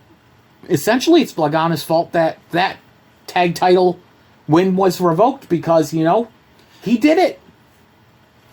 Fair, yeah. Then we move on to what was the thought process on the Extreme Elimination 11? 11, yeah. Promos. It would be HollywoodBigBoss, Lord Anubis, Executioner, KLR Draga, Blagana, and Savril. Pretty much show off everyone in the group, you know. Yeah. Do individual promos so that way everyone can see this is who's in the Pontiac Duelist League. Anubis had filmed this promo ahead of time and no showed, so it's like, we still posted it, but it's like, yeah, it sucks. I think Zom Warrior might have actually done a promo too. It wasn't a long one, but you know, come to think of it, I think he did. So, yeah. It's pretty straightforward. I mean, it's just like, this is Pontiac Duelist League. This is who we've got, and you know. Yep. What were the results of Extreme Elimination 11 on December 21st of 2011? I defeated Executioner on the 6th turn, and Executioner and me had an understanding that we wouldn't go on offense against each other, and then he keeps dinging me with effect damage, dinging me with effect damage, dinging me with effect damage. It's like, dude, what the fuck? And it's like, I have to knock him out. He left me no choice. Because it's like, I'm almost getting Exodia, and he's keeping Ra on the field. And it's like, I have no way to discard this thing. So it's like, oh shit, oh shit, oh shit, oh shit, oh shit. He's going to knock me out. And I don't have a choice. So it's like, I had to take him out. I defeated Zom Warrior on the 13th turn. I don't think Zom Warrior got that good of a hand. Like, my board was pretty set up at that time. Yeah. HollywoodBigBoss defeated Blagana on the 14th turn via Exodia, and I'll never forget that this had happened in that duel, because I'm trying to think how I ended up with Exodia pieces in my graveyard, whether it was card destruction or something else that had happened. But anyway, I had Backup Soldier down and a couple other cards, and Blagana used Harpy's Feather Duster. I have 2 Exodia pieces in my hand, 3 in my graveyard. You're forcing me to activate my Backup Soldier. Yep. You are forcing me to do this, because it's either I take the win, take the elimination, or I lose. Yep. And it's like, I'm not going to lose. I'm not going to show anyone special treatment. I could have knocked someone else out if he did it later. But it's like, you've given me no choice. Bam, Backup Soldier. Take it. Exodia, you're out. Yep. And I beat him. KLR Draga defeated me on the 19th turn. I had no back row, so I'm vulnerable because of what Blagana did. And then KLR Draga defeats Savril on the 26th turn, wins the Pontiac Duelist League World Championship. Yep. Holy shit. Wow. That was amazing. Yeah, fair enough. Like, her and Savril tore the fucking house down for their part of the duel. Yeah. Oh my, that was so good. I was so happy with that, because it made all the other bullshit that happened because of Blagana egging Executioner on and all that shit worth it. Yeah. You know? Well, speaking of which, what was your reaction to KLR Draga winning the Pontiac Duelist League World Championship? I was happy for her. I was genuinely, you know, excited, because it's like, holy shit. Someone aside from me won, and it's the first time we've had a female duelist win the world title in an Extreme Elimination. Holy shit, this is awesome. I was so happy for her. I could tell that even Corvus at the time was happy for her because it's like, wow, sis, you won. And Mantis, when he told me, he's like, she really won? Yeah. Holy crap. Savile was really happy with her too because it's like, wow. Because he had a good board and she broke it. Yeah, it's never easy to do with Savile. So. Yeah, you know Savile pretty well, and it's like getting through him is like, holy shit. Yeah, talk about going through one brick wall. It's more like 5. Yeah. What was the plan for giving American Outlaw an NWA World Heavyweight Championship replica for Christmas 2011? Well, me and Amy had talked, and this would have been in really early in 2011 about Sean was a big wrestling fan and everything, and I wanted to do something for him that would be special. And I'd gotten Kayla Draga that Divas Championship belt. I had found that kid's ECW TV title for Corvus. Mm-hmm. It's like, you know what? He was a big fan of the NWA, Ric Flair, all that stuff. Yeah. Back in the day, Jim Crockett Promotions. What better thing could I get him than an NWA World Heavyweight Championship replica made by Premier Belts at the time, based off the artwork that Dave Milliken had done of the belt. I was like, oh my god, and it's $239 plus tax, free shipping, from AJS Belts at the time. Knowing what I know now, I'm never buying from AJS Belts ever again. Fair. Because their business practices, I think they charged me more than what the price was and the tax was on my credit card, because I paid for it and it said paid, and they overcharged me and I couldn't, do anything about it. Yeah. And it's like, when did I pay this extra like $40 or whatever dollars for the belt? Yep. And it's like, okay, I'm taking this one on the chin, but it's like, I was willing to let that $40 slide, but the plan was me and Amy were going in half and half, Sean's wife, because he didn't know that she was paying for half of the belt that he was getting, and we'd buy this belt for him. So $240 split in half and everything, and that's what she would have paid. However, because of her health and everything, she wasn't able to pay me. Yep. And after she passed away in January of 2012, I did not ask Sean for the money. Yep. I honestly, in whose right mind would be like, oh yeah, your wife owed me this? No. You can't, yeah. I can't. Yes. My conscience would not allow me to do that. Yeah. It's like, Merry Christmas, and it's yours. I'll absorb all the expense on that. Yep. And we even got Goomba, her youngest brother, a PS3 game, Lego Star Wars for Christmas, Christmas too. Amy, Kayla Draga's mom, we had gotten her a Brett Favre cancer awareness pink Green Bay Packers jersey, which was so beautiful and everything. And it's like, it's just a shame that,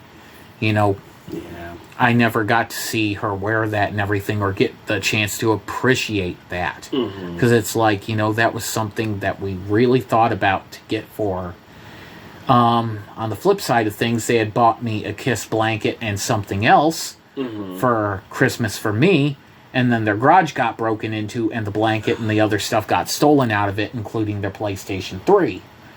So they lost all that. Yeah.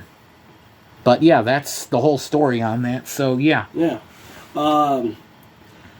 Why did you decide to pull the plug on the Juggalo World Organization storyline after this event? Anubis is unreliable. He's not showing up. He's not contacting. Yeah. I can't do anything. That's fair.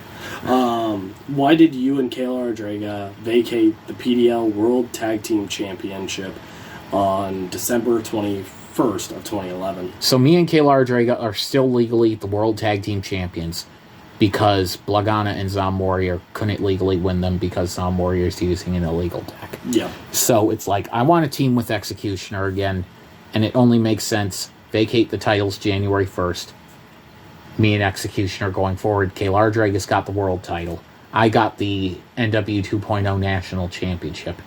And let's go forward from here. And yeah, that's pretty much it. Yeah, fair enough.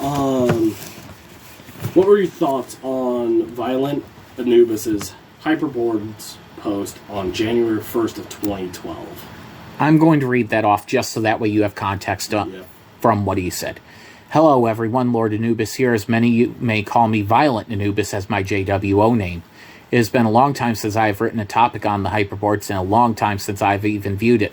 Many of you may know I have not been around nearly as much lately, and for that I apologize.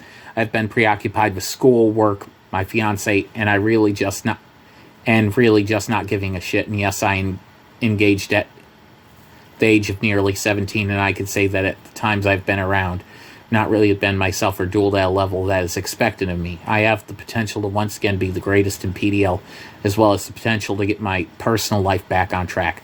I've had a lot of loss and pain the last few months, but I am back and prepared to dominate PDL once again as I am, and I'm ready to dominate my life again. All I can say is that Lord Anubis, that you may have come to admire and respect, is back. I will not be going anywhere. Thank you for listening to me rant. PDL would really not be around if it was not for our loyal fans. So, on behalf of all associated with this great organization, I thank you. I was so happy when I saw that. Mm-hmm. But unfortunately, it just didn't work out. Just didn't. Yeah, and it's like, this gave me hope that, things would be able to get back. Yeah. And then it just didn't. And it's like, what the hell is going on here? Mm-hmm. What change did you make to the Pontiac Duelist League rule set that caused personal problems between you and Blagana? January 1st, 2012, I banned Chaos Emperor Dragon, Envoy of the End, Blackluster Soldier, Envoy of the Beginning, Dark Magician of Chaos, and Chaos Sorcerer. You could not use them in the same deck or extra deck because they're too powerful. It allowed too much spam summoning for too powerful of monsters. And Blagana threw a fucking fit over it. Yep. Absolute fit. And he's outvoted in this 3-1. Yep. At this time, I think I'd made him a executive officer probationary because I couldn't physically make him executive officer because Anubis isn't cooperating. I can't get a new charter signed. I cannot physically put his name on the paper and say executive officer. He's probationary. So it's like he has the title, but he doesn't have the power. But he's got to realize you're an executive officer. You have no ownership. You're just there to keep things going unless me or Anubis can, overrule you. Yeah. And it's like, you are not in charge. This does not give you power over any one of us. It's like you get a say in some things. You get more voice than other people. But when you're becoming detrimental because of what you're given, well then... And he complained and bitched and moaned and threatened to quit. And I should have just let him fucking quit.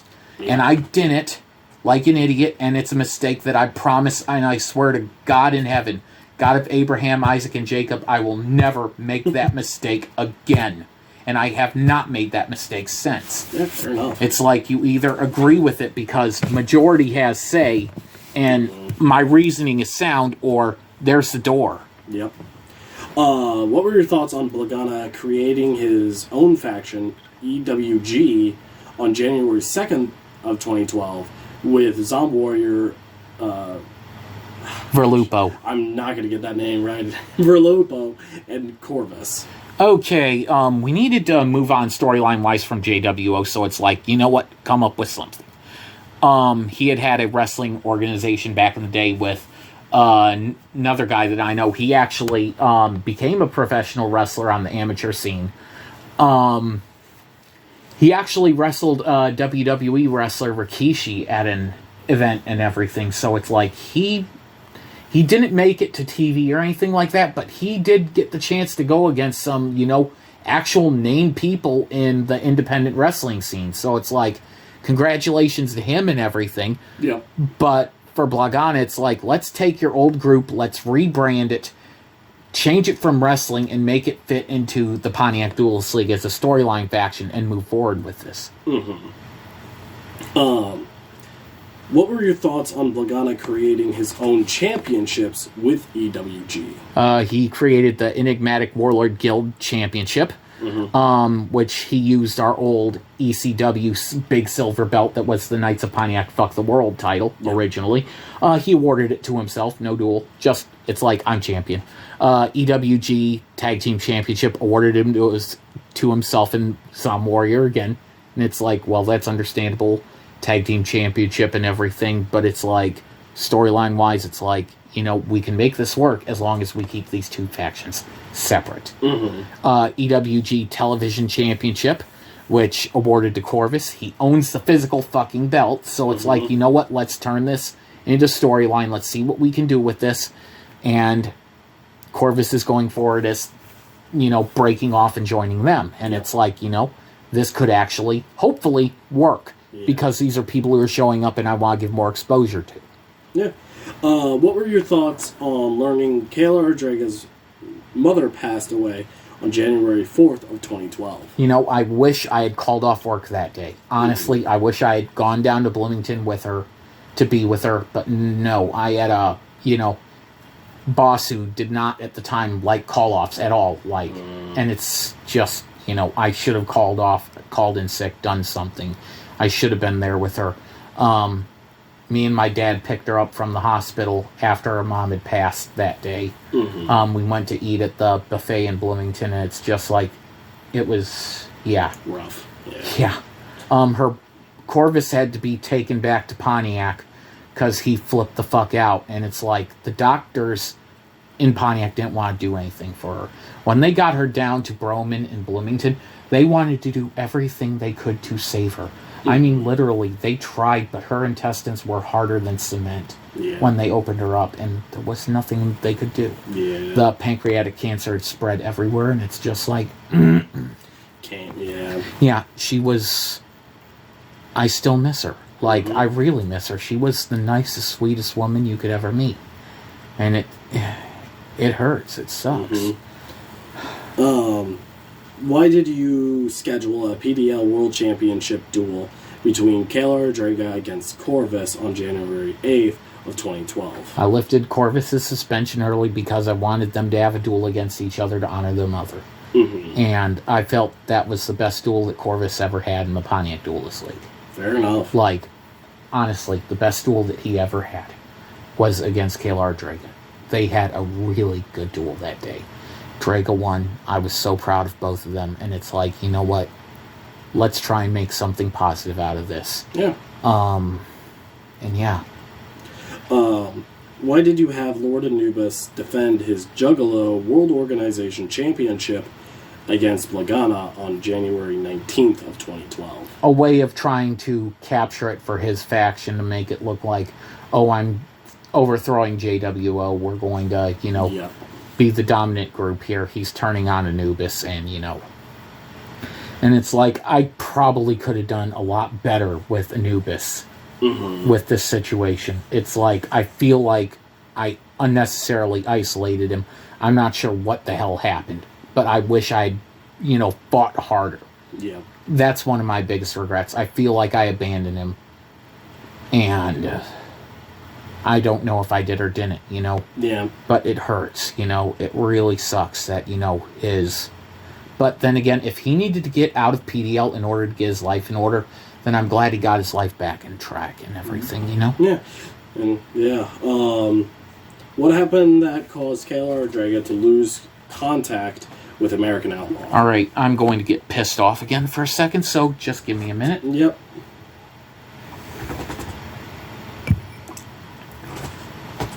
Mini rant time. Okay, so Kayla Ortega's dad, 2 weeks after her mom dies, goes to the hospital. They find gangrene in his foot.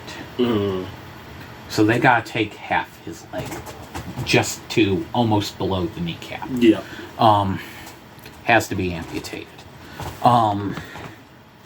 He gets taken to the hospital. We have his number, able to talk to him for a couple days and everything while he's there. Then all of a sudden call him. Can't get a hold of him. It's like, where is he? Oh, we can't legally tell you where he's at. It's like, what? So I tried to put Kayla Ortega on the phone, and she froze the fuck up. Because she doesn't talk to... she doesn't talk to people on the phone. She will freeze up and, be unable to speak. So it's like, where is he? Oh, HIPAA laws will not allow us to tell you. I'm his son-in-law. Where is he? oh, you're a son-in-law. We cannot tell you because you're not his son. Are you fucking kidding me? Yeah. And it took one of our friends, and I'm not going to name her, pretending to be Kayla Draga, for us to finally find out where he was 2 weeks afterwards. Mm-hmm. He had been transferred to Astacare, and they didn't even bother to tell us that he was back in Pontiac. Mm-hmm. I was so fucking pissed, but at the same time I was happy, because as soon as we found that out, I grabbed Kayla Draga, and we bolted the fuck over there. Yep. In the meantime, Kayla Draga's youngest brother had been sent to live with their aunt and everything, because the school was like, oh, we feel like Sean's abusing Goomba here because he's not smiling in his class anymore. His fucking mom just died. You think that he wouldn't not be happy? Are you fucking kidding me? Jesus. Yeah. Social workers in the state looking at all the wrong fucking problems. Yeah. I'm sorry. I just needed to get that off of my chest. It's one of those things that just fucking irritates me to no fucking end. Yeah, fair enough. I was just beyond pissed. Seeing American Outlaw again, that made me happy. Genuinely fucking happy to see him again. And be like, oh my god, we finally found you. And he was mad at me initially until I told him, hey, we had this, and this trying to find you. Mm-hmm. And then he was understanding. It's like, oh, I'm sorry. Because at first, when he saw me, he was pissed. Mm-hmm. Or I thought he was pissed. I'm not sure what was going through his mind. Yeah. But when I explained what had happened, he's like, oh, so you didn't abandon me. It's like, no. Oh. Once you were transferred, they would not talk to us. Yeah. Oh, jeez. It was a pile of bullshit, and it sucked, and it was unnecessary that his own fucking daughter couldn't find out what happened to her dad. Rant over. Yeah. Okay, let's move on to another subject. Yeah. Why did you choose to have Ibn Masayo defect from JWO/EWG in storyline? I wanted her to tag with Kayla Draga. Be the first all-female tag team. And Blagana took offense to it, but it's like, no, we have an opportunity here. We are redrawing the battle lines for the factions. Let me have Ibn Masayo. That way she can team with Kayla Draga. I'm not teaming with her. She is. So that way they can be the first all-female tag team to go after the tag titles. Yeah. And it's like, it only makes sense for them to go after myself and Executioner. Because then we have a team to go after. They can, give us competition for the next 6 months or whatever going forward. Yeah. And it's like, Blagana just didn't fucking see it. He was so focused on himself, he could not get over himself. He could not see that, hey, why don't I make her special and everything? This is going to help her going forward. Nope. If it didn't involve him or making him look great or above anyone else or putting him on a pedestal, he didn't want anything to do with it. Yeah. But I ended up getting my way on that one when I pushed hard enough. And it's like, look, dude, what would she be doing if she's in your group? Literally nothing. The storyline will not work if she stays with it. Yeah. If you have her be a mole and turn around and do it later for you, great. But now is not the time. Yeah. What were your thoughts on Verlupo? Being brought into PDL? He was supposed to debut December 31st, as you know, missed the event, didn't debut until January 21st, 2012. Yeah. And unfortunately, at the time, he is also dueling with a deck that he doesn't own. And he doesn't have the money to buy one. He's underage at the time, doesn't have a job. Yeah. He's going back and forth between his mom and dad. His mom lived in Pontiac, dad lived in Streator and everything. And, yeah. What were your thoughts on Blagana vacating his half of the EWG Tag Team Championship and awarding it to Verlupo on January 22nd of 2012? January 21st? 21st, yeah, sorry. What's the fucking point of awarding it to yourself and then just giving it away? It doesn't help it, No. It's like, I know you want to help your buddy, but you really should have given it to him first. Yeah. If you were doing this the right way, and it's like, I know there's hindsight and all that stuff, but it's like, it's the same problem where he put himself above everyone else. And it's like, you gotta give other people, you know, the ball and everything. That's about it on that. Yeah. What were your thoughts on Blagana's EWG championship duel against Zombie Warrior and Verlopo later that night? I didn't see the duel personally. I did not witness it. What I do know from Zombie Warrior is that after that duel, they came so close to beating him, he refused to defend the EWG championship against them after that, ever again. There was never a title match until February 18th or 19th, and he didn't play either of them. But we'll get to that one. Yep. So it's like his championship is a kayfabe championship. It's something that he can hold and look pretty on camera, but he never does anything with. Yep. Why did you make Blagana an executive officer of PDL?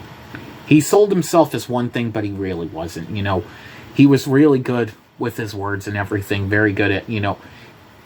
But also we have the problem that it's like he's going to be a probationary executive officer, and he can't be made official because Anubis won't sign a new charter. Yep. But it's like, let's see how he works. And it was problem from day one, and I never should have done it. What were your thoughts on Kayla Draga's PDL championship duel against Ibn Masayo on January 31st of 2012? I could have sworn that there was a duel in between the two. Either she faced Executioner or me for the world title, and I don't remember it. I don't have my records because the hyperboard got deleted. But I know that she had a duel before then, defending the world title. I'm just trying to remember who it was against, but I know that she successfully defended it. I know Blagana was upset because he's like, where's my rematch? And it's like, you're not even supposed to be in the Pontiac Duelist League storyline-wise. What sense does it make for me to give you a title shot? And he couldn't get over himself. But the duel between Kayla Draga and Ibn Masayo's online, and Ibn Masayo bricked, sadly. So it was the first duel between two female duelists for a world championship. But do I think that it overall was a good thing? Yes. It was necessary. It's a good piece of history. Even though Ibn Masayo bricked, even though she had that problem, it was still a decent duel. Oh, yeah. You know, it's not bad. It's just you're going up against Kayla Draga, who's, you know, because of what's happened to her mom and her dad and everything, she's trying to tune all that out, so she's focusing so much on her dueling just to, you know, blot out, you know, she lost her mom, almost lost her dad 2 weeks later. Her brother's living with her aunt, and her... I'll get to the other one later, but... Yeah. Oh, God. But it was still a good duel, you know? And I put that duel against a lot of duels that we have up there because it's a first, you know? Well, I hate to cut it short, but let's, you want to end it with the, next question? Yeah. All right. Well, this part will continue filming, you know, on another day because time and everything. But just for the record, for this first session, we'll end it with this doozy of a question. What was the incident that happened with Corvus on January 31st of 2012? I had completely forgotten about. Oh, God. Yeah, I saw that question and went, oh, this one might be a good stopping point. Well,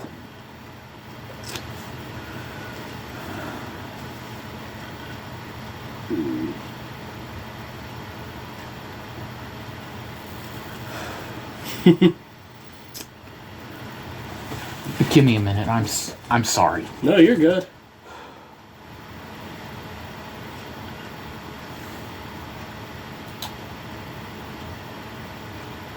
This is part of the reason that I have trouble, you know, separating Corvus and everything, what he did and everything, you know, a couple of years ago with who I knew him as and everything. I'm trying to...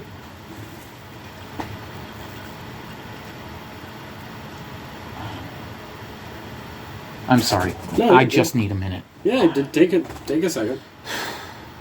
I knew this was going to be a rough one. Drinking's not going to help me with this one. No. Because I don't want to, touch that at the moment, because that would probably be a bad idea. Yeah. Seeing someone right after they attempted suicide and catching them right after they attempted suicide, it's burned into your mind forever. There's two things that I will never forget in my life. That and a 5-minute car ride that we had taking my grandma from the restaurant that we were eating at back to the nursing home. Just 5 minutes from Pontiac Family Kitchen to Even Glow. Yep. And got there and she was gone. Yeah. And it's like she was happy, everything like that. And this is a similar incident where it's burned into my mind, seeing him after that had happened, taking him to the hospital. I probably should have called an ambulance, but I physically drove him to the hospital after that. And we had tried to get him help. No, he doesn't need help. He's not suicidal. And then we get to this point where he actually tried to fucking kill himself. Yeah, especially back then. I know, it's dumb. It is really fucking dumb. Yeah, and it's like, I have a lot of anger because of this particular incident, and it's like... Yeah. Well, I'm sorry, I'm just, Hey, no, you did... there's no funny ha-has there. There is nothing funny about that. No. It's just... Yeah, Here's the one thing that really pisses me off when it comes to Blagana, though. Him trying to be like, oh, Corvus is just fucking faking it. He's not... Are you fucking kidding me? Oh, jeez. And this is why Blagana is so full of fucking shit, because he never saw this side of what happened. He heard about it. He never saw it. Yeah, and I definitely got a personal problem with people saying that it's only for... I don't even know. I'm sorry. I'm just... Yeah, it's probably a good thing we're stopping here, because I can't. Yeah, maybe we both need that. Yeah, I need to stop here. I cannot continue. Yeah. So, we'll pick up... Yeah. Yeah. A little bit later. It won't be long, but... fucking hell. Alrighty. We're back. Yeah, let's, Yeah, after my little mini meltdown there, which, yeah, I couldn't continue recording after that. Yeah, I'm not... Took me a while to, get back, but, And we're back, ready to get back to the questions. Speak of which, got a plug. Gamer Subs again. Yes. Guacamole Gamer Fart 9000. The Russian Badger. The Russian Badger, yep. Once again drinking Jack Daniels Gentleman Jack. Double mellowed Tennessee whiskey. I mean, it sounds like we're doing commercials right now, doesn't it? It really does. Holy shit. But, hey. Gotta make a profit. No, I'm kidding. This is literally... We don't make a profit from any of this. Not yet. Not you yet. Might be. Yeah, that's true. That's you true. Might be. That's the key word. You might be. Alrighty. What did you decide to do with the EWG Television Championship and how Blagana reacted? Okay, so back into the thick of things. After what had happened, he gave me the ECW TV belt that he had Yep. for me to hang on to because he was getting committed to a psych ward. Finally, it took them... I got called at like 2 in the morning when I dropped him off at like 10 at night. And then they finally called, yes, they're transferring him up to Kankakee or Bradley, I don't remember which of the two cities it was, to the one up there and everything. They realized, yeah, he's unstable, his mom died, all that stuff. Yeah. And it's like, they should have done this sooner. But my plan was take over for him. I'd take the title. Yep. I would be the champion, and what my idea is I would say I dueled him, and I beat him for it, and we have the belt now. Yeah. So it's like his group's down a championship, and it would make, PDL look like we're trying to get an advantage over that. Yeah. And then, we had an issue. Lagana, I saved this little thing before I had deleted it in the past. Me from the NW 2.0 account, when we had made the announcement, I was like, first of all, he didn't get backed into a corner. He challenged me. He wanted to face off against Kaylar Dragon, so he agreed to face me first. He lost. Then afterwards, we continued talking, agreed it would be mutually beneficial to have him back in the fold since EWG was going nowhere. His words, not mine. P.S. I have the belt now. He gave it to me after the duel as a gift, shall we say. I was just covering for the fact that, you know, real life shit had happened, and I didn't want anyone to know, hey, he really fucking lost it there. Yeah. And then Blagana, without consulting me, without talking to me, without anything, was like, makes no difference. We don't need that belt anymore. It's been he spelled unified wrong. UNIFYED with my world title, making it a new undisputed world championship. You can look at that just like the very bottom thing. Copied directly from him. Yeah. That's what I'm working with, is someone who doesn't know how to fucking proofread or spell or anything like that. Yep. But yeah, that's what my idea was. His idea was to make a video and claim that he had a unification duel with someone named Hiroshita. Speaking of which, who was Hiroshita in EWG? Who's Tyler Durden in Fight Club? I actually don't remember. Tyler Durden doesn't exist. He's a figment of the main character's imagination. We are literally dealing with Foster's Home for Imaginary Friends. Now Blagana is making up imaginary duelists to say he's defending championships against people who don't even fucking exist now. This is where this is degenerated to, folks. Like, whenever we would do a name change for Pontiac Duelist League or whatever, there would always be a duelist to back it, and then we'd slowly change them from their old code name to their new code name. Yeah. Nope, not him. So yeah, Hiroshita does not exist. He's nobody. Literally nobody. Yep. Why did you decide to help Kayla Rodriguez teach American Outlaw how to play Duel Monsters? Well, he was recovering at Astacare in the nursing home. Yep. And it's like, he's got nothing to do there, so it's like, you know what, we'll teach you. We'll show you how to play the game, because he had an interest in it. And it's like, you know what, I'll give him an honest shot and everything.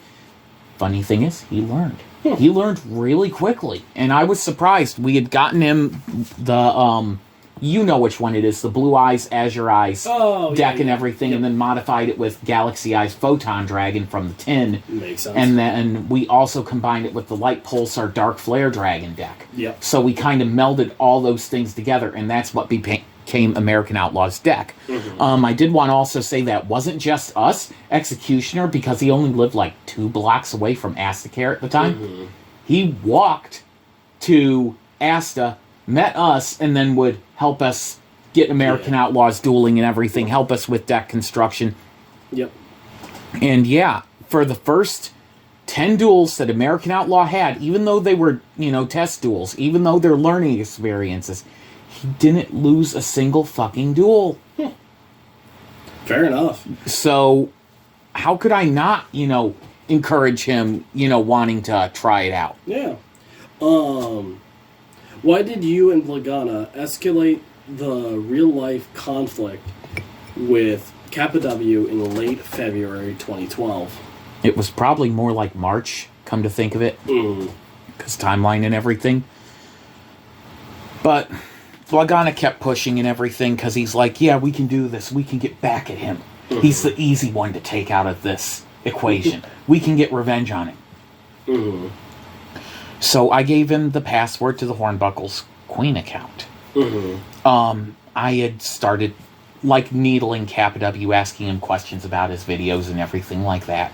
Nothing over the line. Yeah. Then later on, I come to find out, after looking at the account, he's making posts that I'm not aware of, and leaving it on different videos of W's, and it's like, we didn't talk about this. Yeah. It's like, And then the whole thing blew up out of proportion and everything to where W agreed to meet us in person. Me and Draga had something out of town that we had to take care of. I think it was April 1st when they met in person at the Dairy Queen here in town. And it was supposed to be. I can't say if it was Blagana and Verlupo that met him together at Dairy Queen here in Pontiac, but that's what supposedly had happened. I don't know if Verlupo was there. I know Blagana was there. 100% for sure I know he was there. Yeah. But Verlupo, I'm not sure. After that meeting, Verlupo was parroting everything that Blagana had said. He had claimed that he had beat him in a one-on-one duel. Blagana had used a Dragoonity deck, which was a 60 card. Kappa W had used a mill deck.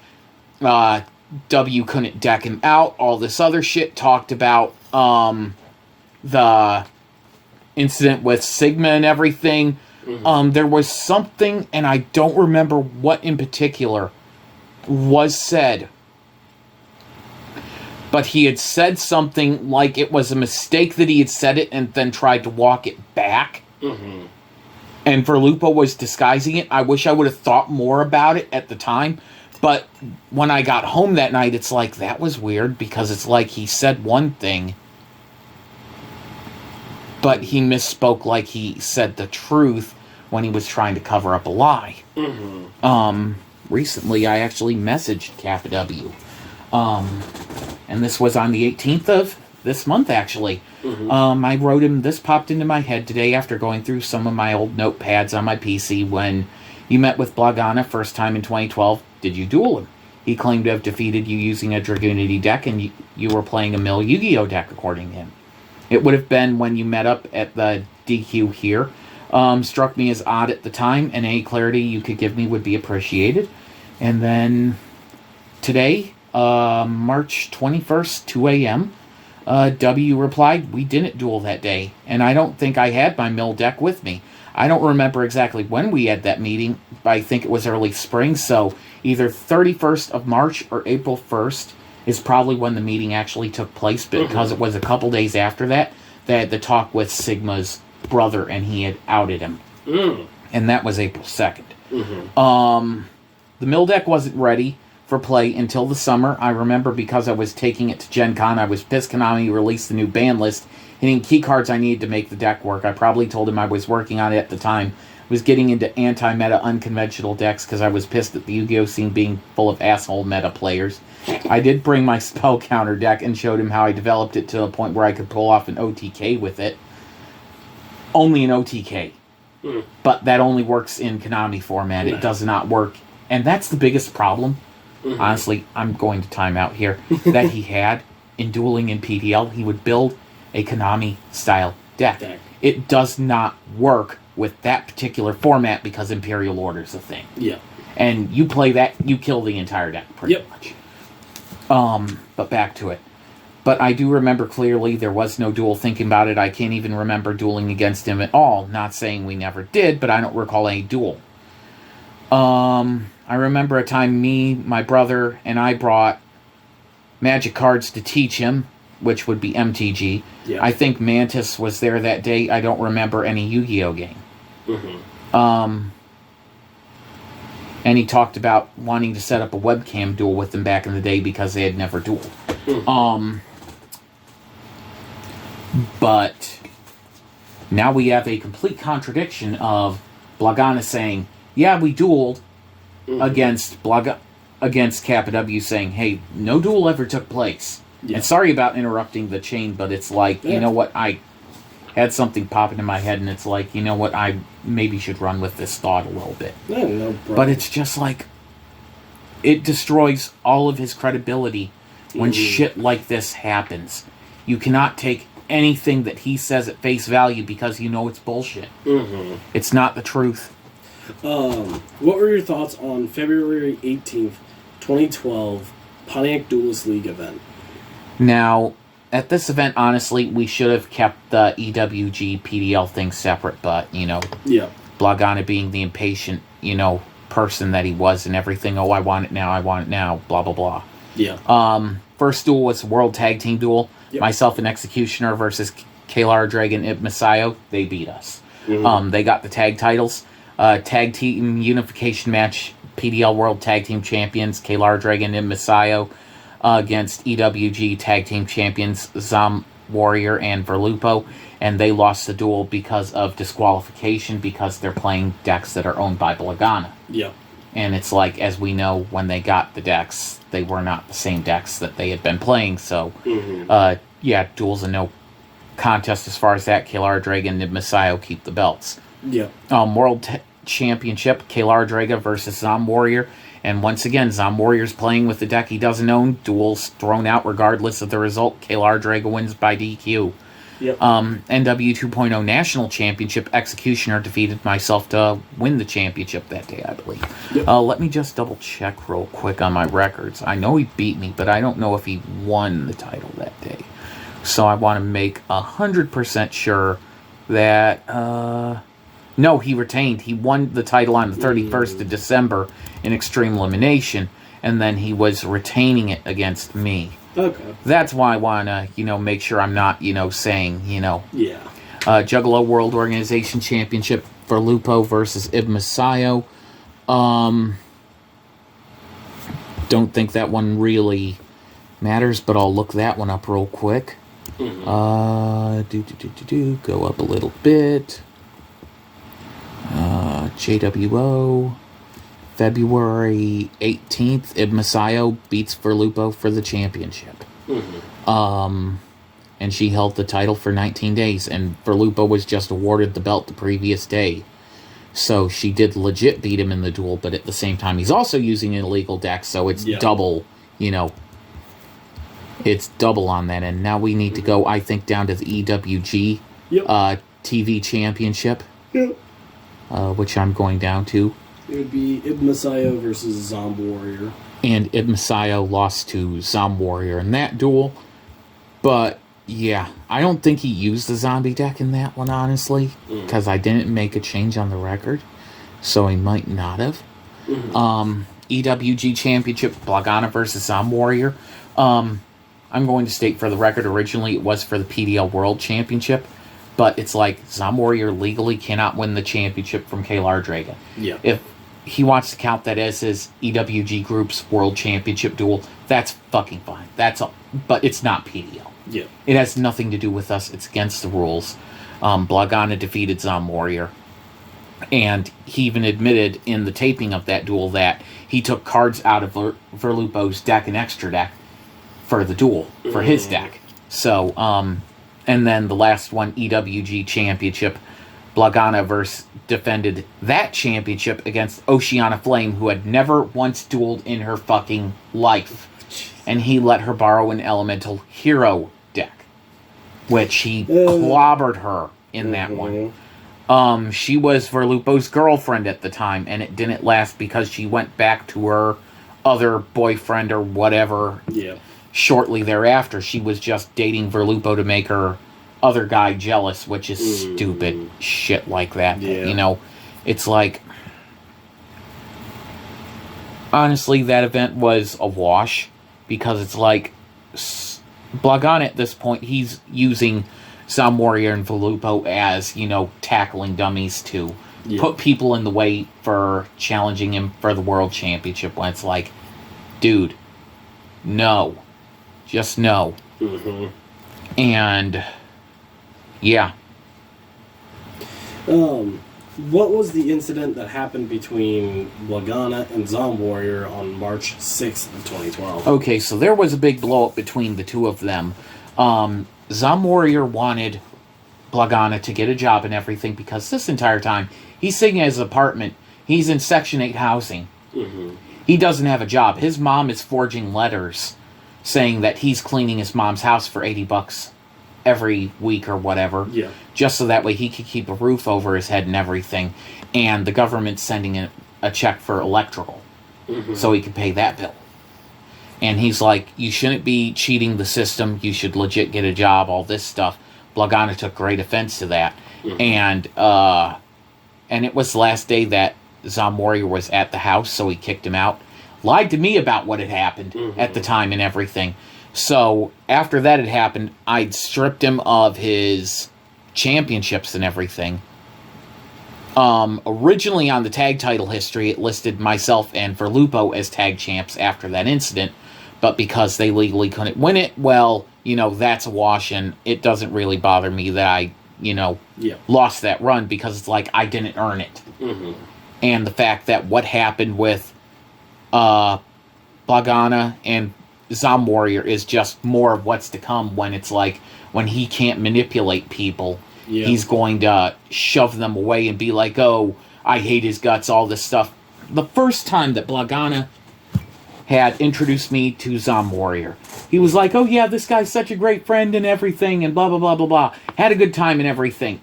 The day after he had left, he's like, hey, can I talk to you real quick? Because I went over there by myself, just because he asked me over, and it's like, hey, what's going on? This is really unusual. He's like, I don't fucking trust him.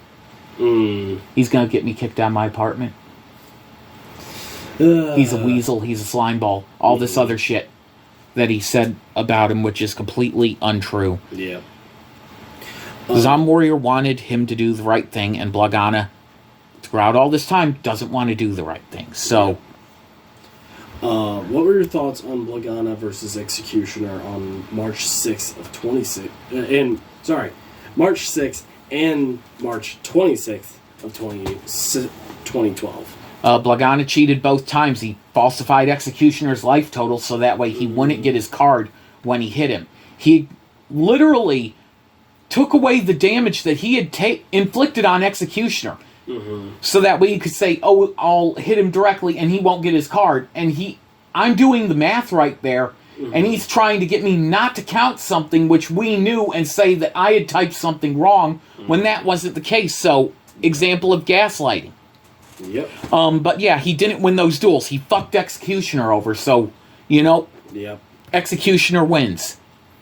You cheated. That's all it is. And I have it on camera, too, so, What were your thoughts on Amon-Ra being brought into PDL by Blagana and Verlupo? Well, I was happy that we were getting a new duelist to replace Zom Warrior at the time. Because it's like, okay, we got a new guy, and he was young, too. He was only like 16 or 17 or whatever. And it's like, this is, like, all the people who I knew, I either knew their brother or something like that. When it came to Blagana, it's like, Verlupo's only 17, Zom Warrior's 18 going to college, and Amon-Ra's 16.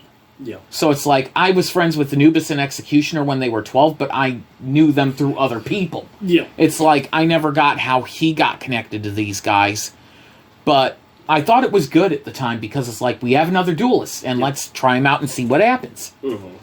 What were your thoughts on the NW 2.0 National / Juggalo World Organization Championship Unification Tournament? Well, Ibn Masayo vacated the title to Amon-Ra before the event began, didn't want to show up. Yeah. And it's like, this is the start of Ibn Masayo kind of backing away from dueling and everything, because it's like, her relationship with Blagana is disintegrating and everything, all this stuff's going downhill. Yeah. And it's like, okay. Back to the subject matter and everything. The 3 duels that happened for the tournament, NW 2.0 National Championship, Executioner versus HollywoodBigBoss. I defeated Executioner, close duel, very good duel. JWO Championship, Amon-Ra versus Kaylar Draga. Amon-Ra was really certain that he would be able to beat Kaylar Draga. He was a little bit overconfident that he could beat her, because he got a good starting hand, but then she turned the whole thing around on him. Then the unification duel, me versus Kaylar Draga, and that was the best duel of the fucking night, because it was so close. You didn't know who was going to win until the very end, and, she pulled out the win.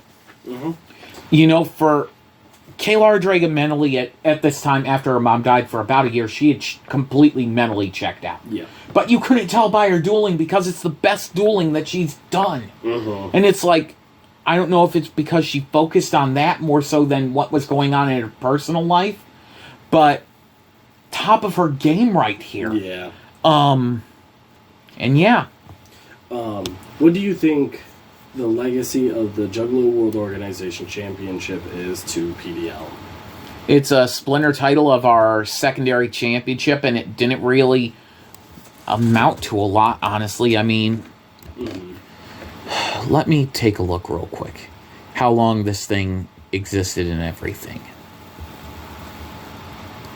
That is not it. It had a 154-day tenure in Pontiac Duelist League. The only champions were Anubis, October 6th, vacated it November 9th to Ibn Sayo. She vacated it December 17th to Anubis. Anubis has it all the way to January 19th, where he loses it to Blagana. Ibn Sayo gets it February 12th, has it for 2 hours, loses it back to Blagana. I get it from her. No, I get it from Blagana in a duel. And then I vacated it back to him. Then he vacates it again to Verlupo. He has it for a day. Ibn Sayo wins it for 19 days. She vacates it. And then Kaylara Draga... not Kaylara Draga. Amon-Ra gets it for 25 minutes. And then Kaylara Draga holds it. And then Unified. And yeah, that's it. It really didn't have a big impact. The storyline never took off. It never replaced the Knights of Pontiac Hardcore Championship. It did not do a single thing that it was supposed to do. Yeah. Sadly. It just did not take off. It did not work. What were your thoughts on Mantis's return to PDL and defeating Verlupo to unify the Knights of Pontiac Hardcore Championship and EWG Television Championship on March 26th of 2020? Thank fucking God we got Mantis back. Yeah. I was just so happy to hear, like, a week before, hey, I'm coming back, and I'm staying for good this time. Oh, man, that made me so happy. So happy. Because it's like, you know, we got Mantis back. You know, we can do something with him being back. Yeah. I was really happy. I was so happy to see him again. Because it's like someone who I thought I would literally never see again in my life. Yeah. And he's back. So, yeah. It was a good feeling. Yeah, I bet. What news did you learn from Sigma V's younger brother on April 2nd of 2012? So this would have been a couple days after the Sigma V... Not Sigma V, sorry, shit. You're good. It would have been a couple days after the Blagana Kappa W meeting and everything. Yeah. What had happened is that he used to work at the same restaurant that we did and everything. And for 6 months, I refused to even talk to this kid. Yeah. That's how bad it was. I believed everything that Sigma had told me about him. I refused to even give him fucking eye contact. That's how bad it was. Yeah. No time of day, not talk to him, nothing. Then finally, we did have to work together one day. I don't remember what caused it. And then I started talking to him and realized he is nothing like Sigma V described him as. This kid is intelligence. He installed Linux on his cell phone as an operating system. Okay. The shit that kid could do with, you know, computers and everything was just mind-boggling. I remember he had an issue with his PlayStation 3 that he had installed Elder Scrolls 4 Skyrim, and he had... Oh. Yeah, it's Elder Scrolls 5 Skyrim. Oh, no, I meant, Oblivion 4. Yeah. 4. Because he had installed the only DLC that had came with that game, and it had caused his game to have a problem. So I'm like, what edition of the game did you have? He's like, Game of the Year edition. And it's like, oh, that could be a problem because the DLC's already on the game disc. Uninstall everything and then reinstall the game from the disc and see what happens. He did. It fixed the problem. Okay. So I realized, you know, he's just as nerdy as me. No wonder Sigma didn't like him. So I finally got the fucking courage to ask him what the heck was going on with his brother. And a lot of the questions I asked him, unfortunately, he did not have the answers to. Yeah. However, here's where he did have a couple of the answers. He mentioned that when I listed off Knight nightmare, and his group of friends and everything, he didn't recognize them or their names or their fake names too, or any of that stuff. But he was like, where do they live by chance? Oh, Bradley, Bourbonnais, Kankakee, somewhere in one of those three cities. He's like, oh, my brother takes my mom's Explorer up there every other weekend. And it's like... And then with the information they learned from W, he's taking his mom's vehicle down to see W and alternating seeing them. And Executioner had been in the vehicle once. He had seen Sigma, and I wanted nothing to do with him, so he saw him, and he remarked to him that he had put a lot of miles on his mom's car at the time. This would have been like 2010, somewhere in that ballpark. Before Sigma completely cut him off and everything. Might have been 2009 and everything. But anyway, back to the subject. It's like, so that's the missing piece. He is seeing them. He knows them physically. He's literally taking his mom's vehicle to go up there. And that's the information I didn't have. Because he had lied to me, said, oh, I've never been up there. Bullshit. He's gone up there every other fucking weekend. And apparently they also had family up there too, so, you know. So yeah, that's what I learned. I tried to get Blagana to tell Kappa W this information, and apparently he didn't relay the message. So, yeah. What were your thoughts on the triple threat duel between Blagana, Mantis, and Executioner on April 10th of 2012? So this is supposed to be the last World Championship match before we lock the title. This is not a World Championship duel anymore because, you know, Blagana using Zom Warrior to play an illegal deck to defeat Kalar Draga. It's not there. We know that he did it deliberately. Mantis is back, okay? Picture this. Mantis is back. Blagana's supposed best friend is back. And I want to do something special for him because he unified the hardcore titles. I want to have Mantis get inserted into the final one-on-one duel between Blagana and Executioner. And he pitches a bitch about it. And it's like, dude, your best friend, who we never fucking thought we'd ever see again, is back. Why are you upset that I'm putting him in this duel when it's like, it made no sense to me, and all he did for the entire duration of the duel is complain, oh, it's unfair, you're trying to screw me, you're trying to take my title away. It's like, get over yourself! It's not about you! It's like, be happy for him and make this something worthwhile, memorable.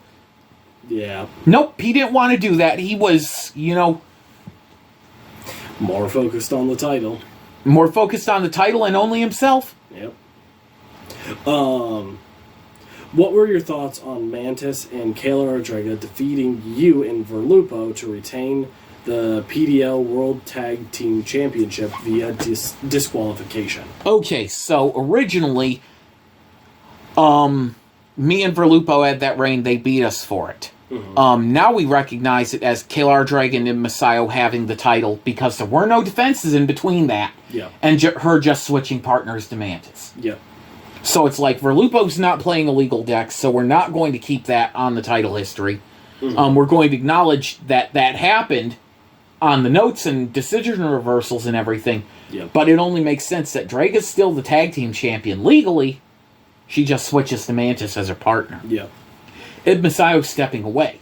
You know, and then this way we have a proper transition from tag team to tag team. And they won. They beat us badly. What were your thoughts on Verlupo's NW 2.0 National Championship win being overturned on April 27th of 2012? Okay, so Mantis defeated me the previous duel. And then Verlupo used an illegal deck against Mantis. It could have been a good moment for his career, but because, you know, Blagana's playing his political game bullshit, which he loves to accuse everyone else of doing. You know, it's like, nope, he's trying to hold on to the championships. And he's looking for leverage in his mind that he can hold it over other people. Yep. And, yeah, it's just... No. It's like we're admitting that it happened and that the change was made. Yep. But we cannot acknowledge this because the rule was broken. Mm-hmm. What were your thoughts on Amon-Ra winning the Knights of Pontiac Hardcore Championship on April 28th of 2012, defeating Executioner? So we had found out in the in-between that Amon-Ra and Executioner actually knew each other, outside of Verlupa and Blagana. They had been friends for a while. He had actually modded Executioner's one Resident Evil game to make the bow and arrow fire like a fucking machine gun. So you pull back, bam, bam, bam, bam, bam, bam, bam, bam, bam. Yep. It literally shoots like a fucking minigun in the game. And I was like, okay, this could be the start of something good. He beat Executioner for the Hardcore Championship. It doesn't matter that it's for the Hardcore Championship. He beat Executioner. This kid's got something. He needs polish. He needs time, but it's there, you know? No. What were your thoughts on Ibn Masayo defeating Blagana to win the EWG Championship on April 29th of 2012? Okay, so here's what I think happened with this whole thing. He was like, oh, I gave Ibn Masayo a title match because she deserved it and you weren't giving her a opportunity. The fuck? That's out of left field. Yeah, I know. It was totally out of left field. And I can't even say that there was a fucking duel that even took place with this.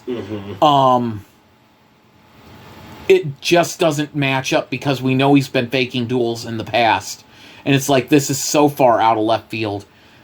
And it's like he said that he used his Dragoonity deck against her Malefic deck to beat her. But it's like, I throw the utmost suspicion on this thing actually happening. I'm not counting anything with our World Championship after the incident that happened with Kalar Draga and Zom Warrior. If he wanted to count it for his EWG Championship, that's just fine. She can take that belt. You can hand that to her again. Like, he never defends it. He just gives them away to other people. Yeah. You know? That's what it is. Yeah. What was your personal relationship with Blagana like at the end of April of 2012? Totally fucking disintegrating. I'm spending more time with Kalar Dragon, American Outlaw. Her dad's rehabbing his leg, trying to get strength back and everything. He needs transportation, and when I'm not at work, I'm helping him out, get his actual real-life adult shit taken care of. Yeah. Blagana's taking offense to that, and it's like, look, dude, you're not the one recovering from losing half a freaking leg. Yep. I remember there was one time when we were in the theater. We took Sean to see a movie. It was Wrath of the Titans, and Blagana just kept blowing up my fucking phone and wouldn't leave me alone. It's like, he wouldn't talk to me when we're face to face, but when, it's... Yeah. When it's that little screen, that little infinite license to say whatever the fuck you want without repercussion. It's like, you can't say it to my face, you have to type it out. You have to ruin a day when I'm trying to spend it with my wife and her, soon-to-be wife and her dad and everything. It's like, are you fucking kidding me? My work schedule had increased. We had gotten a new GM in the store who actually knew how to fucking manage people and everything. Yeah. So I was getting 40-plus hours a week again, finally, and everything. Next point, Blagana was stealing Yu-Gi-Oh! And MTG cards and collectibles from Walmart. He'd stolen a shit ton of DVDs. He even pointed out, like, a stack of DVDs, probably, I'd say half the height of that TV over there, and pointing out each one that he had stolen from Walmart. Jeez. His entire Bakugan, or Byakugan, or whatever, they were those little spear things. Bakugan, His entire shelf that he had in his closet, all those were stolen from Walmart. Jeez. He had stolen 9 fat packs of Magic cards from Walmart. 9. Oh, jeez. And this was only within the span of a month of meeting Cap at W. And he's like, when he had first met me, he acted like he was done stealing, not doing it. Yeah. Nope, he's fucking doing it. He is doing it all the way through. And it's like, what do you think the blowback's going to be like when you finally get caught on me? Mm-hmm. I'm associated with you. Yeah. I can't have that. Yeah. Then you also had the matter of me winning the Money in the Bank contract in Extreme Elimination XII, and Blagana refusing to duel me one-on-one and everything. Refusing to duel Kayla Draga, only wanting to duel Verlupo and sometimes Zom Warrior and Ibn Masayo, and it's like, they're not even top-tier duelists yet. Yeah. They need time. You need to be facing tougher opponents in order to get better. Nope, he didn't want to do it. Nope. There was no fixing that fucking shit. Blagana refusing to have Executioner at his apartment. He wanted me to kick him out of PDL. Like, he wanted me to fire Executioner. Being like, oh, he's an asshole. All this other crap. And it's like, that was the first big red flag. It's like, I ain't fucking firing him. Yeah. Executioner's my best friend. He's proved his loyalty to me. Mm-hmm. There's nothing you can do or say that will make me change my fucking mind. And by you opening your mouth like that, and I didn't say this, but it's like, by you opening your mouth, you're making me very suspicious about you now. Mm-hmm. Then you also have the matter of him constantly being outvoted 1-3, which he's the one. Me, Draga, and Executioner are the three when it came to rule changes such as the banning of the 4 Chaos monsters, wanting to restrict the Malefic monsters to 1 per extra deck, which we eventually removed them from the extra deck because they're still too fucking powerful. Mm-hmm. Restricting Dark Arm Dragon to number of destructions a turn because he was using Painful Choice after he pulled the fucker out just to guaranteed blow up the entire field and then hit for lethal with the 2 Malefic Cyber End Dragons. He tried to say, oh, I only had 1 Malefic Cyber End Dragon. When I bought those cards off you, you had 3 of them in there. Mm-hmm. So I know for a fact that that's a lie. Then you have Zom Warrior being unable to attend Extreme Elimination 12 because he's at college. He's attending college. Me and Kayla Draga are supposed to be taking a flight out to Spokane, Washington to see my grandparents. That's set in stone. We cannot change when we are leaving just to suit one guy being here. You are losing me, Draga, Executioner over one guy. And Zom Warrior was okay with sitting it out. Blagana wasn't. And it's like, for all the problems you are having with this guy, it's like, why do you want to have him here so desperately? Blagana constantly threatening to quit PDL and everything if he didn't get his way. I should have just let him fucking quit. And then the last one was finding out, end of April, that he was breaking... Ibn Masayo had moved all of her shit out of his apartment and everything. Which, here's the other thing, too. As far as I'd known, they had broken up as of this point. They were no longer boyfriend and girlfriend, so some of the stuff I'm going to bring up later, that's my mindset. That's what I know is fact. So with him trying to say other shit, it's like, my perspective, none of her shit's at your apartment anymore. You're broke up. So, yeah. It was one steaming pile of bullshit, and it was all by his, design, self-inflicted bullshit. What were your thoughts on Extreme Elimination 12 on May 3rd of 2020? It was by far the worst Pontiac Duelist League event in history. In the entire history of the group, worst event. The first thing that Blagana says when I pick him up in my car to drive him to the event because, he can't walk to the event, all of a sudden, I'm winning the duel and then I'm fucking quitting. I'm winning the duel and I'm fucking quitting. Do you understand? Oh, Jesus. It was god fucking awful. Okay, so here's what happened. Duel starts, I cash in my Money in the Bank contract. He's like, you can't fucking do that! And it's like, yeah, I can. It allows me to enter into the duel right now. As long as I get knocked out before my actual turn count, I can come into the duel again. No, you fucking can't. I can. This is a second entry allowed by contract. It gives me a world championship opportunity. I entered the duel. Yep. He was livid at that. And it's like, it's in the rules. It's in the contract. Yep. And not to mention, if I survived till my entry turn, which was 20 whatever that, then it would have negated me coming in a second time. Because I passed my point of entry. Yep. And I'm still in the duel. But cashing in, getting knocked out, coming back in under my actual normal entry number is a different thing. But I cashed in, started the duel. Executioner defeated Ibn Sayo on the 8th turn. He defeated me and Amun-Ra on the 13th turn. Yep. He defeated Mantis on the 13th turn after knocking both of us out. Kalar Draga knocked out Executioner on the 17th turn. Verlupo beat Kalar Draga on the 21st turn. She was so done with his bullshit and his ranting and raving at that event, she walked to County Market after that. She didn't want to fucking stick around. Yeah. I came in on my turn, and I should have probably Chaos Empered when I did.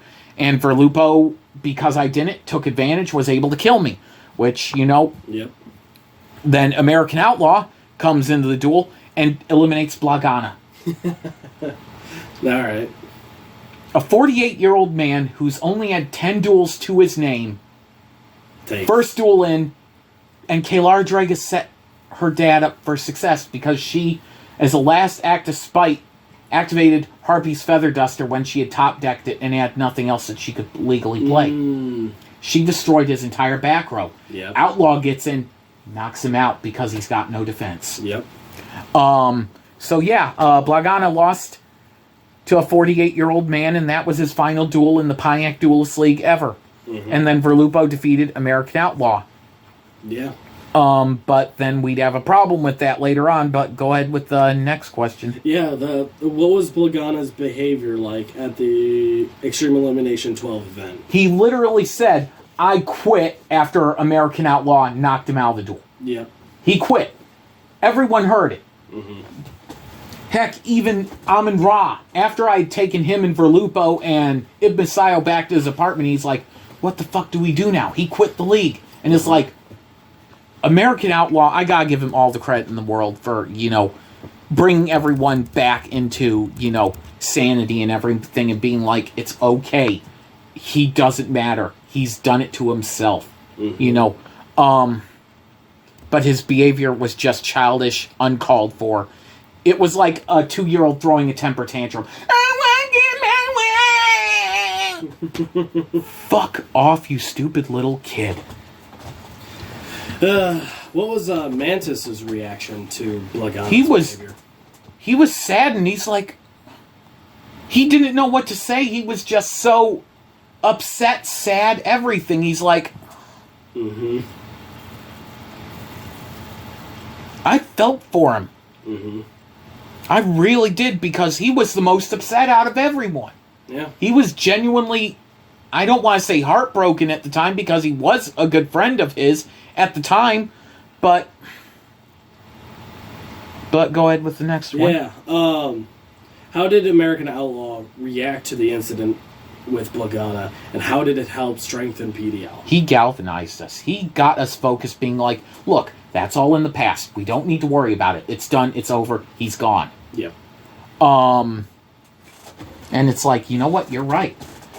It is going to be all right. He's done. He's finished. He's never, you know, we'll get it sorted out.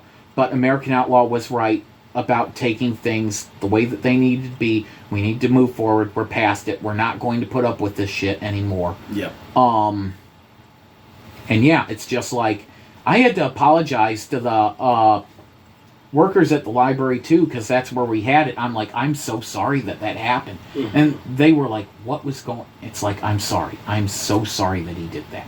Yeah. I promise you it will never happen again. And I really let them know that I was sorry. Yeah. That it's like, I did not want it to blow up. Oh, yeah. He was throwing it. He threw an 1.5-hour temper tantrum in there. Oh, they were thinking they were going to have to call the cops on him. That's how bad it was. He doesn't realize how bad he was acting in public. Yeah. What did Amun-Ra suggest happen after the Extreme Elimination 12 event? He wanted to just restart the duel. He was like, okay, we have the entry numbers of everyone. Let's just restart it. Yeah. We don't need him. Let's just restart the whole thing. And this is one of Blagana's friends saying, let's just restart the duel. Yeah. Why did you hold Extreme Elimination 13 just 4 days after the previous Extreme Elimination 12? Well, it left a bad taste in our mouth, so it's like, I'm not going to restart the duel. That would be a disservice to what happened, and those who forget their history... doomed to repeat it. Exactly. Yep. So we're not going to restart it, but we're going to redo it, and we're going to do it the right way. Everyone drew new entry numbers. I brought the Rated R belt with me to the library, and we had the duel. So it's like, let's make good out of a bad situation. In between here and there, because I know he might try to bring some bullshit up or whatever. I did go to his apartment the day after and confronted him. And I told him, you will never do that again, ever again. What you did yesterday, that was completely uncalled for. And then him and Verlupo quit PDL when I threatened to suspend him over his actions and everything. So it's like, okay, fine. But it's like, that is something that came out later, which we're going to talk about, but we held the next Extreme Elimination 13.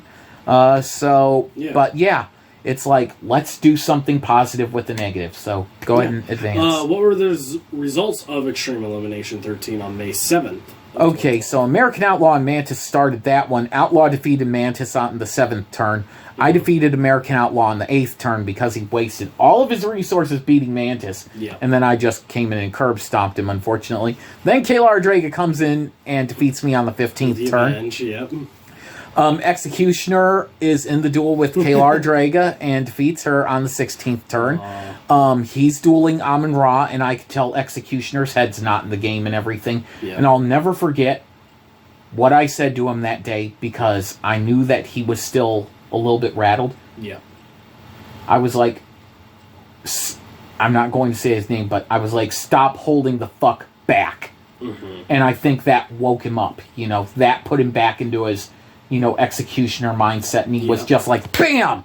Then he knocks out Amun-Ra the following turn. He is not holding back anymore. American Outlaw cashes in his money in the bank right before Ra is knocked out to enter the duel, and then Executioner knocks out American Outlaw on the 23rd turn. So, Executioner, New World Champion, again. What controversy emerged in the following 2 weeks concerning Blagana and Verlupo's decks used at the event? Blagana was using a completely unknown deck. For years I speculated that it was a deck that Kappa W had helped him made. W has since disputed this. He did not help him make it. It was a very weird deck. It was not like any of the dark decks he had ever played, ever. And the way he lost that duel just because his entire back row got knocked out, it was just so fucking weird. And Verlupo using an illegal deck and admitting to me, hey, this thing is, the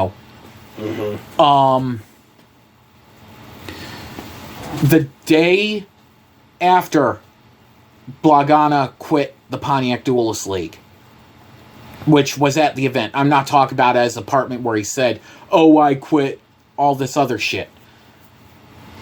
The day after he quit in Extreme Elimination after losing to American Outlaw, we firmly let people know that those 4 Chaos Monsters are banned in the extra deck. They will not be tolerated together.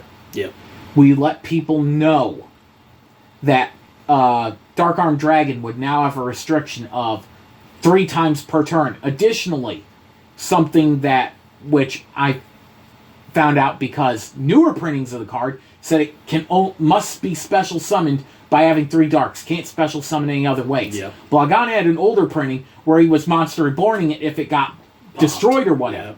And it's like, you can't do that. But that's the difference between the original and the tin version. I'm trying to think.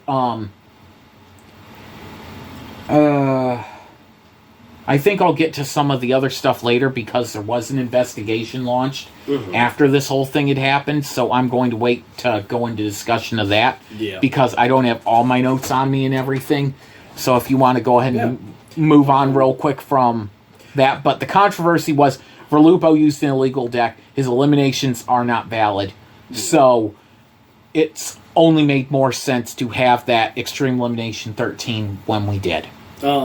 What was your reaction to Verlupo and Zomb Warrior wanting to rejoin PDL 2 weeks later, and how did Blagana react? Blagana was pissed that they were wanting to come back because they had a falling out with him. Mm-hmm. Go figure. Mm-hmm. But he was acting like a fucking 2-year-old and all that other stuff and acting, like a petty little piece of crap. And, it is what it is. They wanted to come back because they enjoyed, hanging out with us. Our environment and everything was better. I didn't treat them like they were disposable pieces of shit. Because in my mind, they weren't. They were human fucking beings. Yep. So,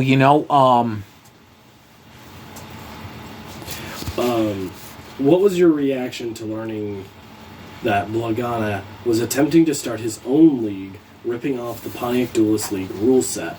Duelist Extreme Revolution Paradox, a.k.a. DERP. Yep. And I found about this rule set because Verlupo told me. And he even had a copy of the rule set from the flash card. Yeah, a little handwritten flash card that Blagana had at his apartment and everything. Care to take time out and break down this rule set and everything with me? I'll let you read it off, and then after each thing, just give a synopsis of, So, right off the bat, the duels start with 10,000 life points at the start of the duel. Which, weird change, but, originally PDL had 6,000, not 8,000 for life points. Yeah. Because we were trying to be different, but 10,000, it's going a little bit too high in the other direction, but, so the anime had 4,000, standard dueling had 8,000. With you guys going with 6,000, you were just kind of right in the medium. While the 10,000 is just... you took a step, but it was in the wrong direction. Yeah. Duelists begin the duel drawing 6 cards, drawing a 7th upon the first duelist's turn, which in Yu-Gi-Oh's terms, that is way too strong. Yeah.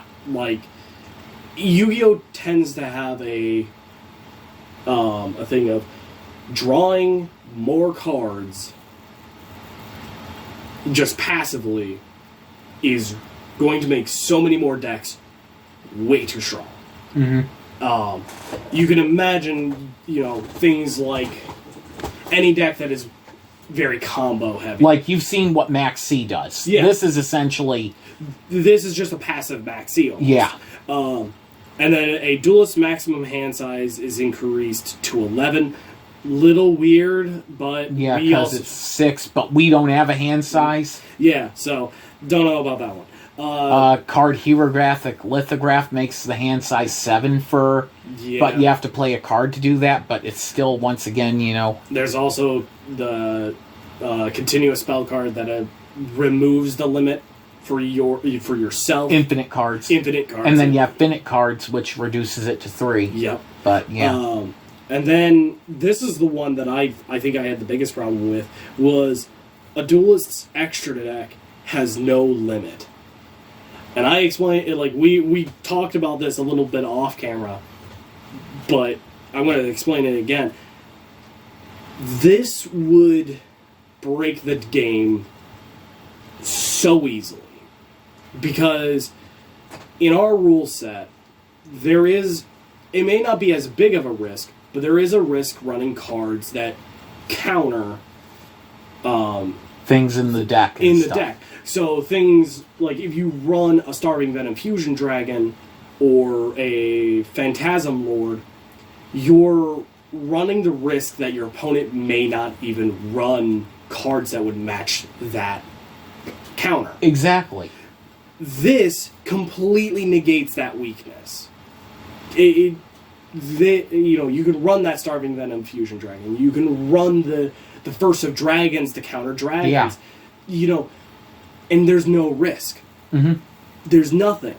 And then you get combo... I think we had a 20-card extra deck limit. No, we didn't even have an extra deck limit at the time either. Mm-hmm. Because the game hadn't quite evolved to what it turned into. That's why we put a 25 limit on it. Because 15 wasn't enough. No. But 25 is, a good happy medium and everything, and especially with Burial trying to run over 120 card extra deck, it's like you gotta draw the line somewhere. And then a Duelist deck may have as little as 40 cards and as much as 80 cards in their duel deck. Which, okay, the 40 card makes sense. That's where TCG, OCG is minimum with. But the 80 cards, going from 40 to 80. There's never been a Yu-Gi-Oh! Video game that allowed you to have more than 60. Yeah. And then they even made it official after that incident at that one tournament where it was 60. Originally, PDL, in our first rule set, I set a limit because there was no limit to the number of cards in deck. I said 40 and 60. Then once Konami, personally, or Upper Deck, whichever one it was at the time, put that limited, I took that rule out. Yeah. Because it's like, it's a rule, all right. I don't need to state it. Yeah. But an 80-card deck, that's going a little bit... Yeah, I also don't know many decks that would really benefit from having 80 cards. I guess if you were so afraid of mill decks that, maybe you would want to run an 80 card, but you gotta imagine You're not going to hit your combo pieces. You're not hitting your combo pieces. Granted, we'll get to something that might help you get to the combo pieces later. Yeah. Side decks is not allowed, which, ripping off us, yes, we know. Then, increasing the field size to 8 for monster zones and spell and trap zones, which is absolutely bonkers in my mind. To the point where I almost want to see how bonkers it would be with our rule set with 8 spaces. It would be absolutely crazy. Yeah, and it would be a lot harder to track all that shit. Oh, it would be, we would have to make custom game mats just for that. And not to mention, you saw what happened with the pendulum thing, Konami rolling back the pendulum zones into the spell and trap zones because it was too much. And and it gives some players an unfair advantage. Oh, it would be, and then, what do you do with links? Exactly. Are there more link zones now, or is it just the 2? Links didn't exist back in 2012, but... Just speaking from a nowadays perspective, no idea how that would work. All fake cards are banned, including printouts, counterfeits, and drawns. We allow counterfeits because, certain cards are too high price, but it has to be accurate level, attack, all that stuff. The information has to be correct, but if the artwork is slightly different, it doesn't matter. Yeah. And not to mention, you don't want to throw an $8,000 card in your deck. Having a proxy in there, that's fine. Hence why, Yep. All other nationality versions of cards are allowed so long as it has a English version. That's a self-contradictory thing because it's like, you allow other nationality cards, but it has to have an English version of it. So what's the point then? Cheaper, maybe? Cause then again, you're not getting the benefit of allowing foreign cards into it. Yeah, and nowadays, even the TCG has allowed for, if you want to run a card that is, let's say, in Korean or Japanese, you just have to have an English printout of the card available for your opponent. From their official website, yes. And, finding that information is not difficult at all, as, you can just look up the name. All level 6 or lower monsters no longer require a tribute unless their ability requires the tribute. Which, that's what we do. Yeah. Well, we're level 5, not 6. Right, we're level 5. He bumped it up one, so it's like 6. There are some monsters level 6 that are a little bit too powerful, not needing a tribute. Yeah, I can definitely think of a few, but...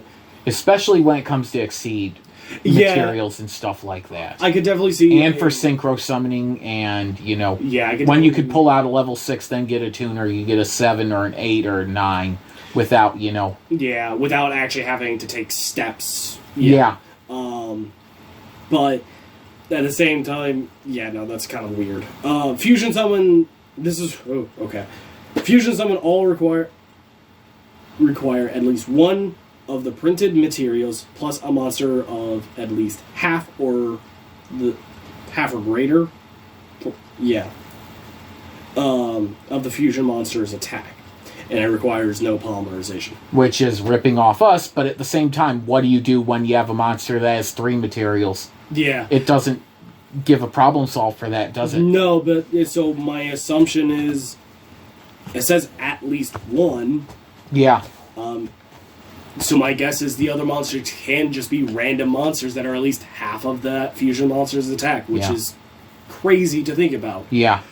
Plus, he doesn't have the same restriction as us where when a fusion monster is fusion summoned like that, it has summon sickness. Nope, theirs can automatically just go to town. Yeah, which is...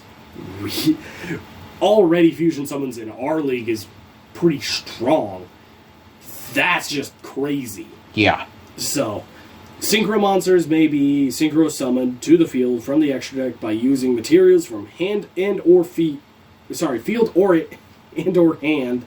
Tuner is still required. Materials levels may equal or exceed the synchro monster's level list. Hand is the big problem. Yeah, like, I even talked to you about this. Just the amount of combo potential that with how brings. busted your synchro deck is. And that's with them hitting the fucking field. I know. Just imagine if I was able to synchro summon from hand. No!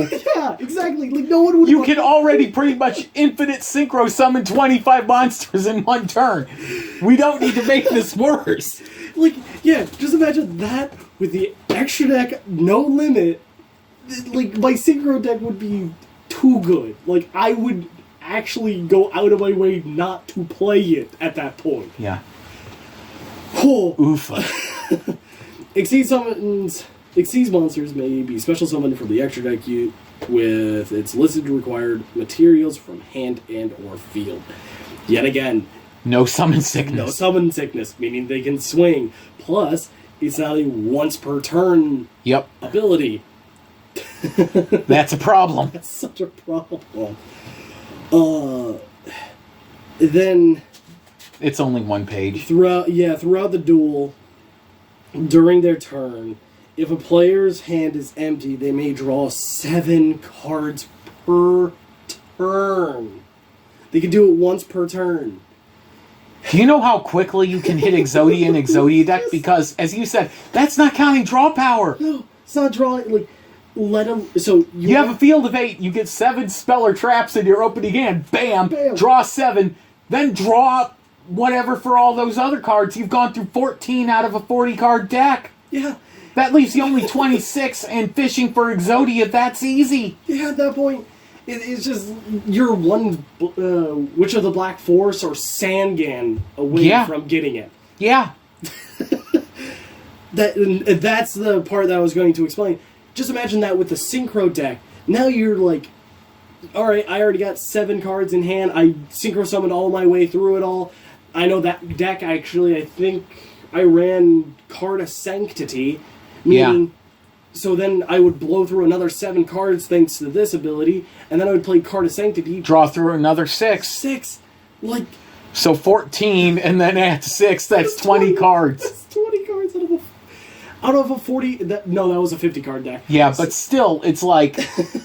that's not counting draw power that deck has. No, that's not even counting all the cards that automatically play cards from the deck or things that automatically play things from my hand, that don't waste my normal summon. Exactly. I don't... It completely... It doesn't have the balance that we have in PDL. And the biggest thing is, when we know we make a mistake, we walk back that mistake. And then it finishes up with, throughout the duel, during their turn, a duelist may discard 1 card of their choice from their hand once per turn. Which, that is probably the most normal thing on this list. Yeah. We have the rule that during a duel, you can discard up to 4. Yes, but that's per duel. Per duel. This, once per turn, you could discard a card, which, okay, that doesn't really hurt most things. You're not really making a busted deck off of that ability, But still, it's just like... Just everything else is just way too much. It, like... I don't know if he's trying to speed up or slow down the game. Like, It does both. It just does both, and it's a mess. Oh. Yeah. Like, yeah, now I'm going on a rant. Jesus. Yeah, that's why I want you to do this, because of your knowledge of the game and everything. It's just that, like, yeah, no, that just breaks the game. I can think of so many stupid strategies that would just be so busted broken because of that just draw power that is just natural to the player. Branded, oh god. Oh, fuck, yeah. Branded. Stardust. You got... Red Dragon Archfiend. You got Invokes. You got, you know... Oh, hell, the Shadalls. You know... Hell, even Blue Eyes is getting up there now, too. Predaplants, yeah. Like... Dogmatica, you think, would be up there as well, or...? Well, Dogmatica's just good in any form just because it's pretty versatile. It's a good extra deck counter, so by all means.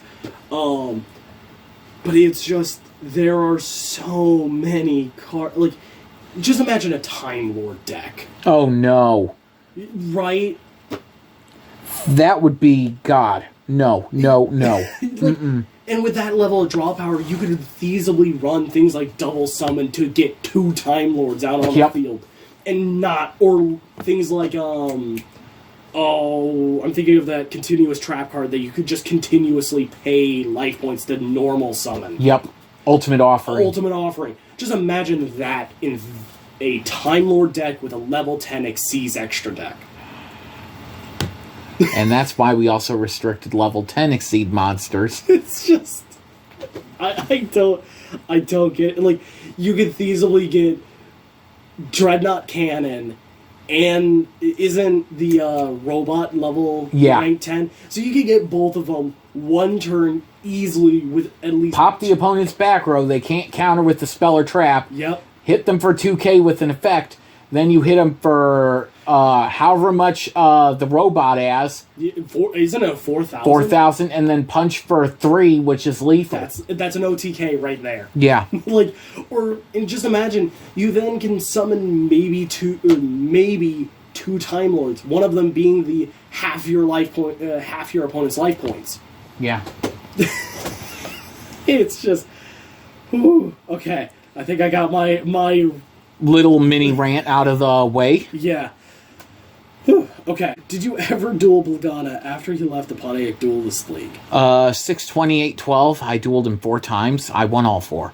I used my Elemental Hero deck, my Planetary Agent deck, if you know what that is, Hyperion deck. Yeah. 6 Samurai, and my Spellcast traditional format deck, which was a Dark Magician kind of spam deck with high attack, natural attack, and all that stuff. Yeah. And during those duels, he wasn't even fucking trying. It's just like, okay, why are you having me just beat you? This is... Yeah. Yeah. What were your thoughts on Mantis? What were your thoughts on Mantis dating Ibma Sayo July 2012? Okay, so as far as I knew, for the record, publicly, as far as I knew, her and Blagana are broken up. Yeah. She's moved all of her shit out of his apartment. They're no longer a thing. Yeah. So him trying to say, oh, she's my girlfriend, it's like, not from where I was sitting. Yeah.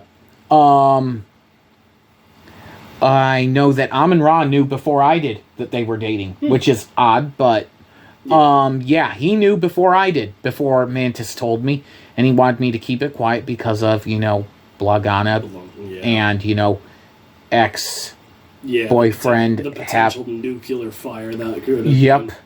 And God, it was, yeah. But it's like, okay, I'll keep my mouth shut.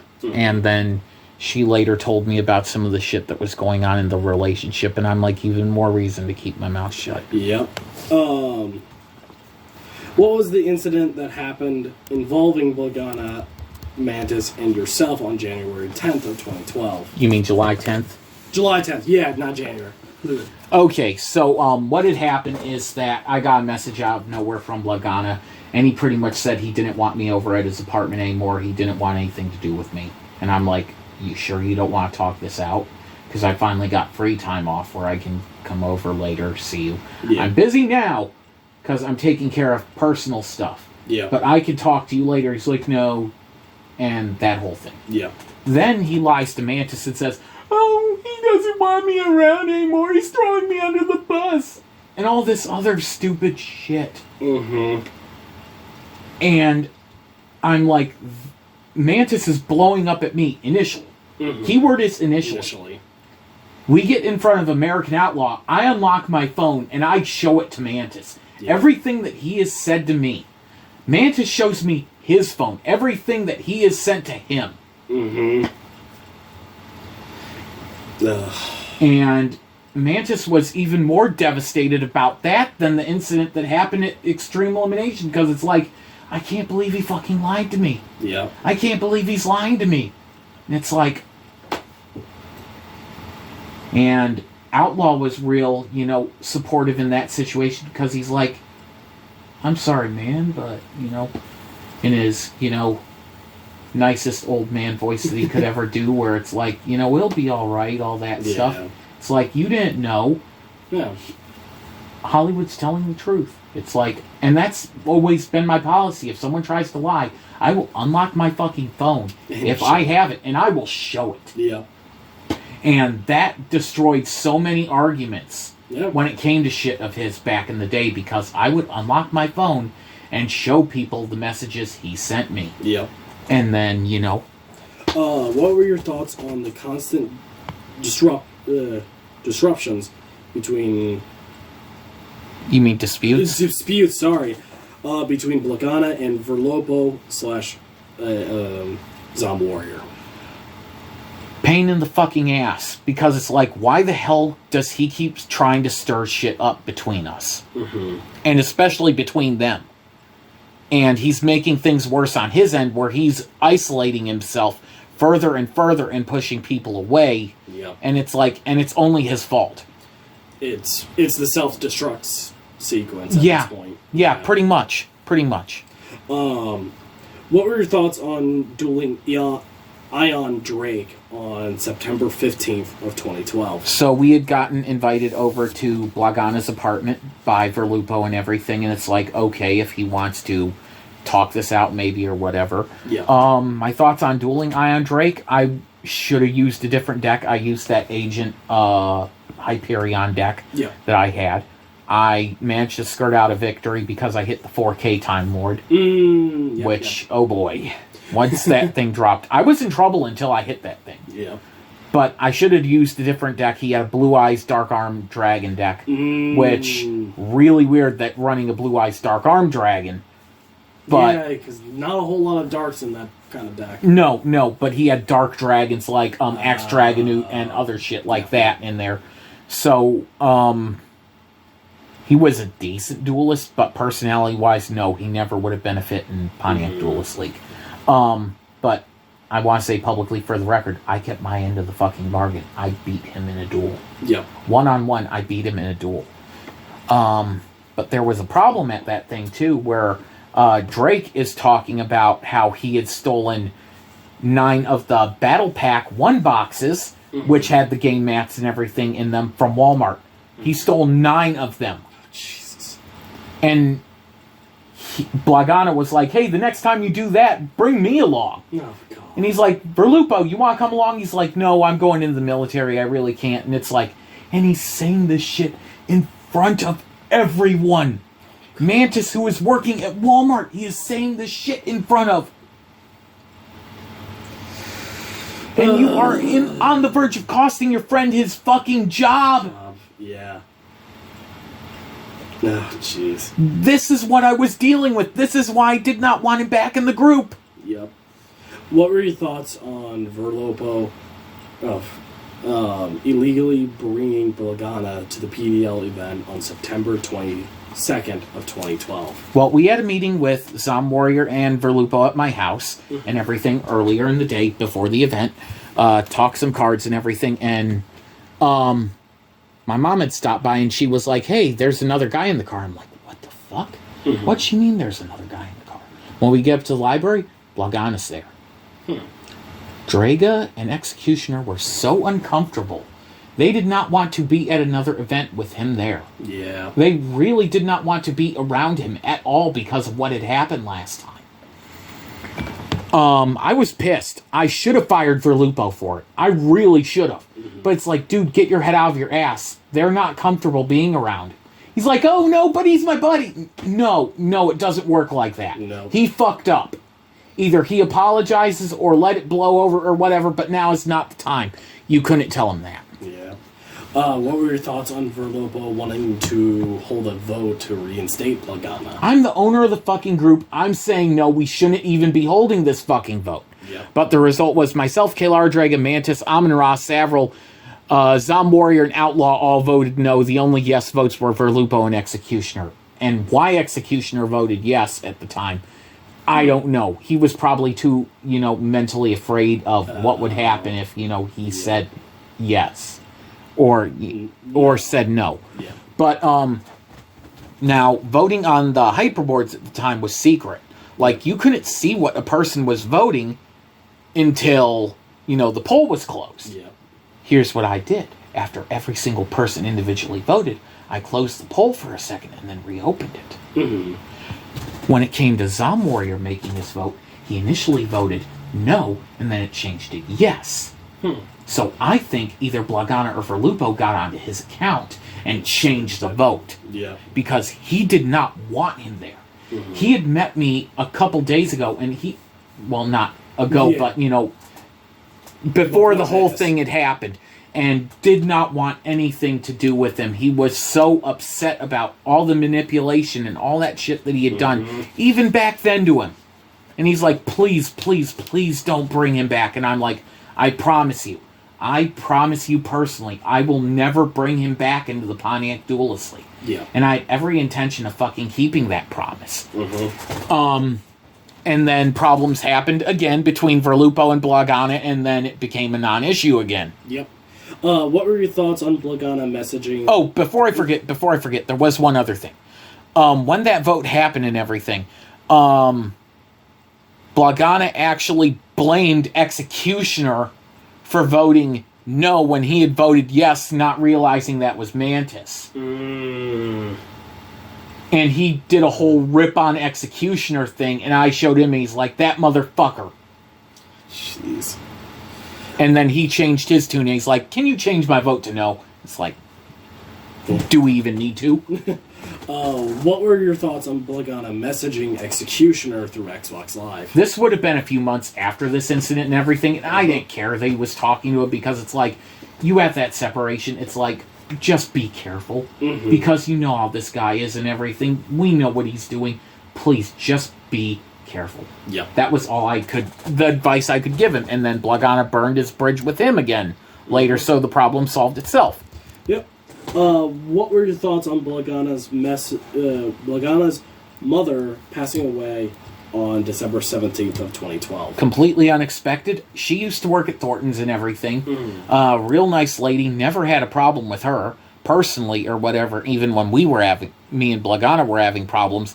And I just seen her either the day before or 2 days before that happened, and it was so shocking because one of her, I think he told me first and I didn't want to believe it, and then one of the guys at Thornton's told me it, and it's like, oh, this really happened. And then Verlupo, Zom Warrior confirm it, and it's like, oh shit. Yeah. This is, yeah. I felt bad for him at the time. I genuinely felt bad. I wanted to be there for him, but then, as you'll later learn, yeah. Was Blagana at Extreme Elimination XIII event on December 19th of 2012? He was as a guest, but not as a competitor, so it's really had no bearing on the duel itself. Yeah. But publicly, for the record, yes, he was there, but he didn't compete, so, there's nothing else to say. Yeah. What were your thoughts on Blagana announcing he won the Enigmatic Warlord Guild King of Duel Monsters Championship on January 11th, 2013, defeating 313T3, Z, and Forgotten. Well, I didn't think much of it because all of those accounts on his EEWF Hyperboard had the same IP address. We are literally dealing with Foster's Home for Imaginary Friends. That's all it is. He's trying to pretend that he has people, that this made-up championship that he, air quotes, dueled for and won means something, when it doesn't. It's got nothing to it. He's got no other friends outside of our group. That's just about it. Yeah. What was the incident that happened between Blagana, Verlupo, and Zom Warrior on January 18th of 2013? There was a fight between Blagana and Zom Warrior. They had been at Verlupo's house, which at the time I think was Streeter. Don't quote me on that, but I think he lived in Streeter. Gotcha. I'm not 100% sure on that.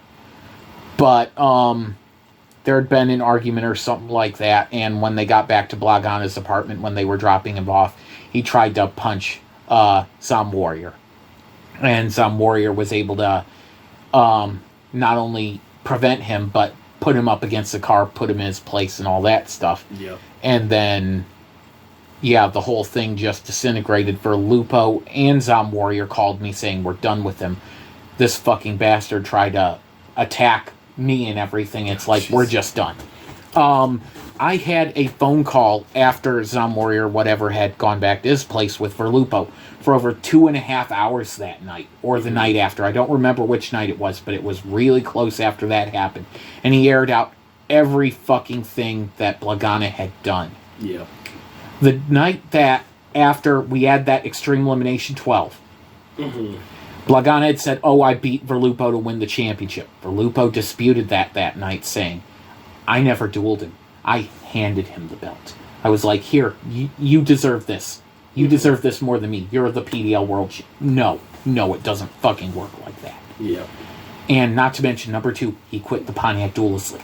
He's not the world champion. We have never recognized that title change. Ever. And because Verlupo was dueling within the legal deck, he did not win Extreme Elimination 12, but we'll get more into details about that later. Yep. What did you say when Blagana questioned you if Ibmasayo was dating Mantis?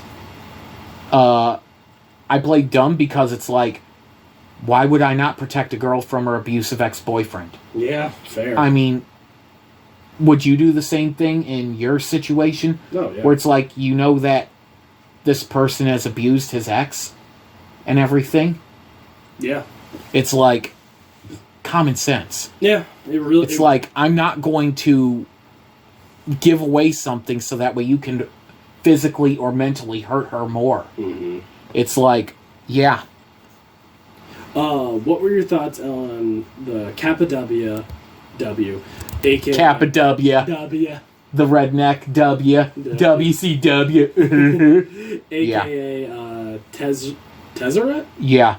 And Nightmare account joining the EWG Hyperboard on March 7th of 2013. Well, I know Kappa W legit joined at the time, and the Nightmare account, Foster's Home for Imaginary Friends. Again. Yep. Foster's Home for Imaginary Friends. You know that Cartoon Network show that used to run? Yeah, that's essentially what that forum was. It's one guy and all of his imaginary friends. Yep. Yeah, you got Blue Regard Q Kazoo in there and all that other stuff. I mean, that's all it is. I mean, it's not worth, much. Yeah. What was the incident that happened at the May 14th, 2013 Extreme Elimination 15 event? Okay, so I'm not going to go into details here. I'm only stating what happened on the Blagana end of things because, I might as well address it. Yep. Verlupo and Zom Warrior contacted me at like 11 o'clock wanting me to start the PDL event. The event's supposed to start at 4. I'm like, what the fuck? We're not ready. We're not going to be ready. Yeah. I never should have let them talk me into starting the event at 1 or 2 whenever I did, because it's like, I had promised, because Amon-Ra wanted to slowly back away from PDL and do other stuff. It was going to be his last event. No. It all got fucked up sideways and everything. Yeah. And it would be Verlupo's last final dueling appearance for PDL. Zom Warrior's last appearance to date, dueling in PDL. Yeah. And then come to find out they're stringing me along, and Amon-Ra forgets to log out of Facebook on Executioner's PC, and then I see Blagana and Verlupo doing that stupid sideways man hug outside of Chautauqua Park and everything, and it's dated for the same day after they had left the event, so it's like, okay, I see what's going on. Yep. Like, they were trying to really either destabilize or do something else there. Probably more Verlupo than Zom Warrior, because when I talked to Zom Warrior, he didn't know jack shit, so he was completely kept out of the loop. What was your reaction when Ibmasayo told you that Blagana had stolen several decks of her... several of her decks, including her Malefic and Watt decks on April 14th of 2013. Well, that's part of the reason why I went through with the card deal to buy the card collection when he sold it to me at the time. I was trying to reacquire those cards. I was upset that he would do that to her. Yeah. I mean, it's like, it's your ex, and you're not giving her her property that she owns. Yeah. And it's like a pretty scummy thing to do. What information was discovered on July 4th of 2013 regarding Verlupo and Amon-Ra? Verlupo logged into Amon-Ra's PDL Hyperboard account, and I knew because it was a straighter IP address. Yeah. And Amon-Ra is an admin account on the forum. Yeah. Verlupo does not. Why are you accessing an admin account when you don't have the right to access it? And I know Blagana also was logging in on that account because 3 IP addresses. I know what Amon-Ra's is. I busted you, and then there's this other one. It's Blagana. Yeah. I know what game they're playing here. And there's nothing that they're going to see even. Because it's like, I'm not talking about him secretly anywhere. Yeah. Not online. Like, face-to-face, I might say something if he's like, can't he just fucking drop this? That'll be the extent of it. But, you know. What action was taken against Verlupo and Amon-Ra on July 15th of 2015? Well, Ra was stripped of executive power because it's like, now I know I can't trust him, and both contracts were preemptively terminated. Because it's like, the pieces are not fitting anymore. They are obviously just stringing me along, so it's like, okay, I'm going to move forward. I'm quietly terminating them. I don't want to make a scene. I'm just not going to contact them about any future events and everything. I'll let it, slide. Yeah. And then we'll go forward from here. What incident happened on July 27th of 2013 when it was announced that Mantis would become co-owner of Duelist and Frontières? Verlupo and Amon-Ra publicly defected to EWG on the Hyperboard, and Blagana even copied what they had written, the cyberbullying and everything, shit like that, from my forum, and then pasted their talking on his. Yeah. Yeah. So it's like, I knew it. I called it. Yeah. I knew it ahead of time that they were going to fucking do this. Yeah. And it's like, why do you think... And here's the other thing, too. Amon-Ra's wanting to walk away from PDL, okay? Yeah. So it's like, why would I not move Mantis into your spot anyway? Yeah. You're wanting to leave. I finally have someone who I know is going to take the ball and go forward. We are establishing DSF because he's got the Iowa branch, and they're getting ready to really take off and everything. So it's like, it's only right that we have established our owners and everything. Originally, American Outlaw was supposed to be a co-owner, but he changed his mind last minute, so Kaylara Draga became a co-owner with her acting in his interest instead. So if American Outlaw said something, it was her job, and she fulfilled this role to a T, that if he wanted something, she would bring it up. Yeah. So, yeah. What was your reaction to Xanthus publicly leaving EWG. He was a real person that much I know. I don't know his real name, never met the guy or whatever. Mm-hmm. But it was just like, okay, so he's pushing more people away. Not surprised. What were your thoughts on Blagana making a video with Kappa W? Honestly, I never watched it. I know Mantis watched it. He said that I wasn't even brought up in it, so it's like, well, there's no point in watching it and everything. What were your thoughts on meeting Nightmare on July 6th of 2014? So this was the second year in a row that he had shown up to the restaurant that I used to work at and everything. The first time was July 7th, 2013. He was in with a group of guys from Anime Midwest. Yeah. And I will never forget this because one of the guys was still partially in costume. He had the full Goku gi on, the boots, everything, no wig. No wig. But he's still in costume. Yep. The other guys didn't really stand out. Like, I couldn't tell if they were still wearing part of their costumes or not because it looked kind of plain clothes. Yeah. And then there's him there with them. And it's like, that's weird. Why is he there? Now, I was in the back of the kitchen making food and everything. Yeah. I only saw them from, the back area and everything. And it's like he didn't try to get my attention or whatever. So it's just like I went about my business. Whatever. But when he stopped, second year in a row, coming back from Anime Midwest, they stopped there. And it's like, and he stops in with a completely different group of people. I think it was a group of like 5 or 6 different girls. He was dressed up like Agent Smith from The Matrix. He had the glasses, all that shit.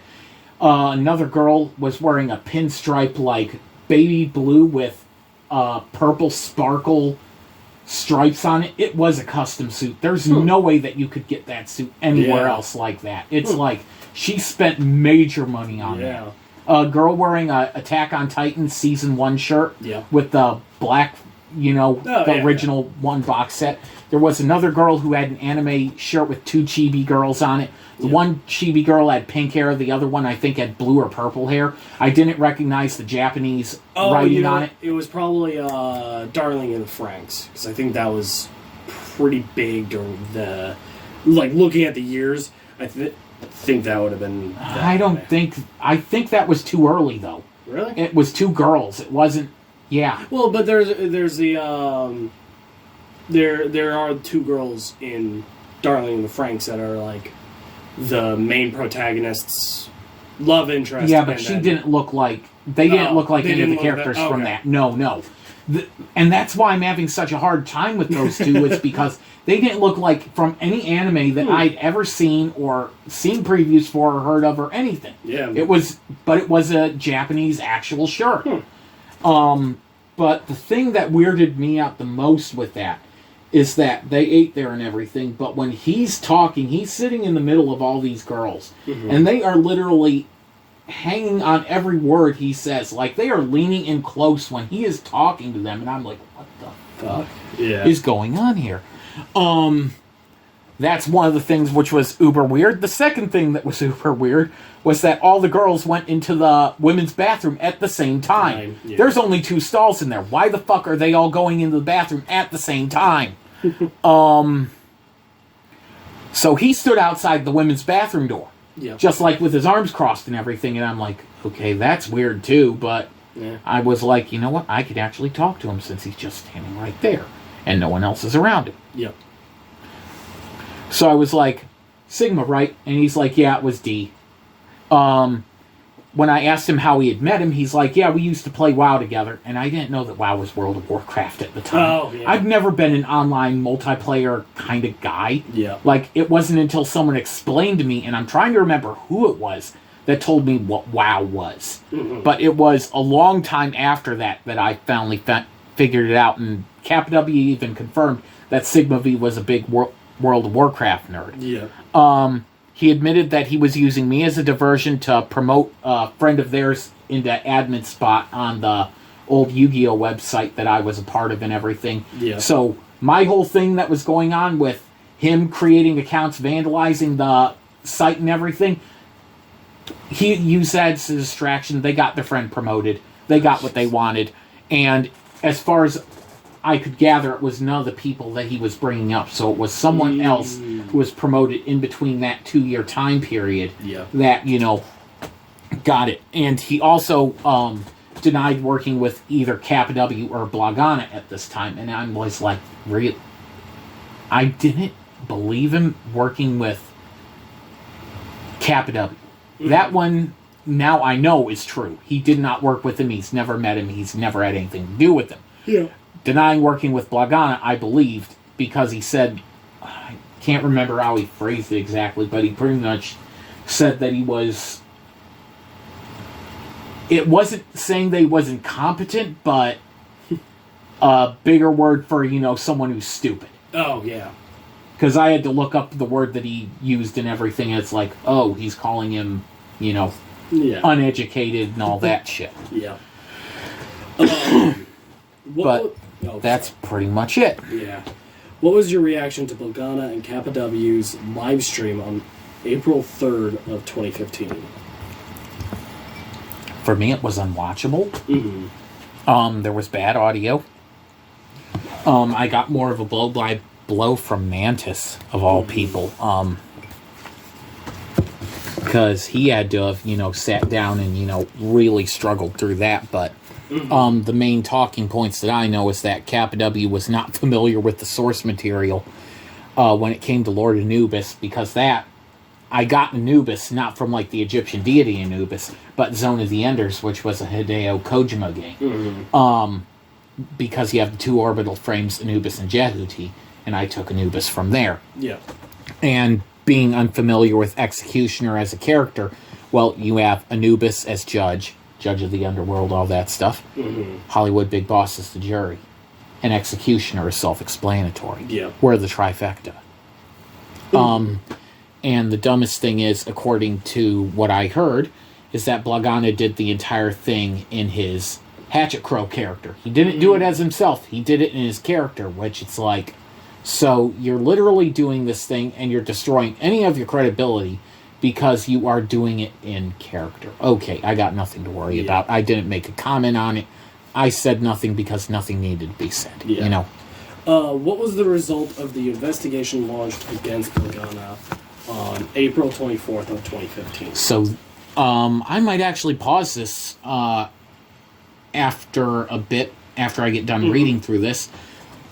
This was a multi-year investigation. And someone has to speak about part of this. But, let's get into it. Charges against Blagana by Ibn Sayo, Zom Warrior, and Verlupo. Mm-hmm. And Amun-Ra might have contributed to this at some point in time, but those were the ones that I had put on this. Yeah. May 3rd, 2012, Blagana reported to have defeated Verlupo in a duel for the PDL Undisputed World Championship. This title change was never recognized by the Pontiac Duelist League. Earlier that same day, after his elimination by American Outlaw, he would verbally break contract during the event, quitting the Pontiac Duelist League. Witnesses present were Ibn Sayo, Amun-Ra, myself, Mantis, American Outlaw, and Verlupo. Yeah. Then we come forward to June 26th.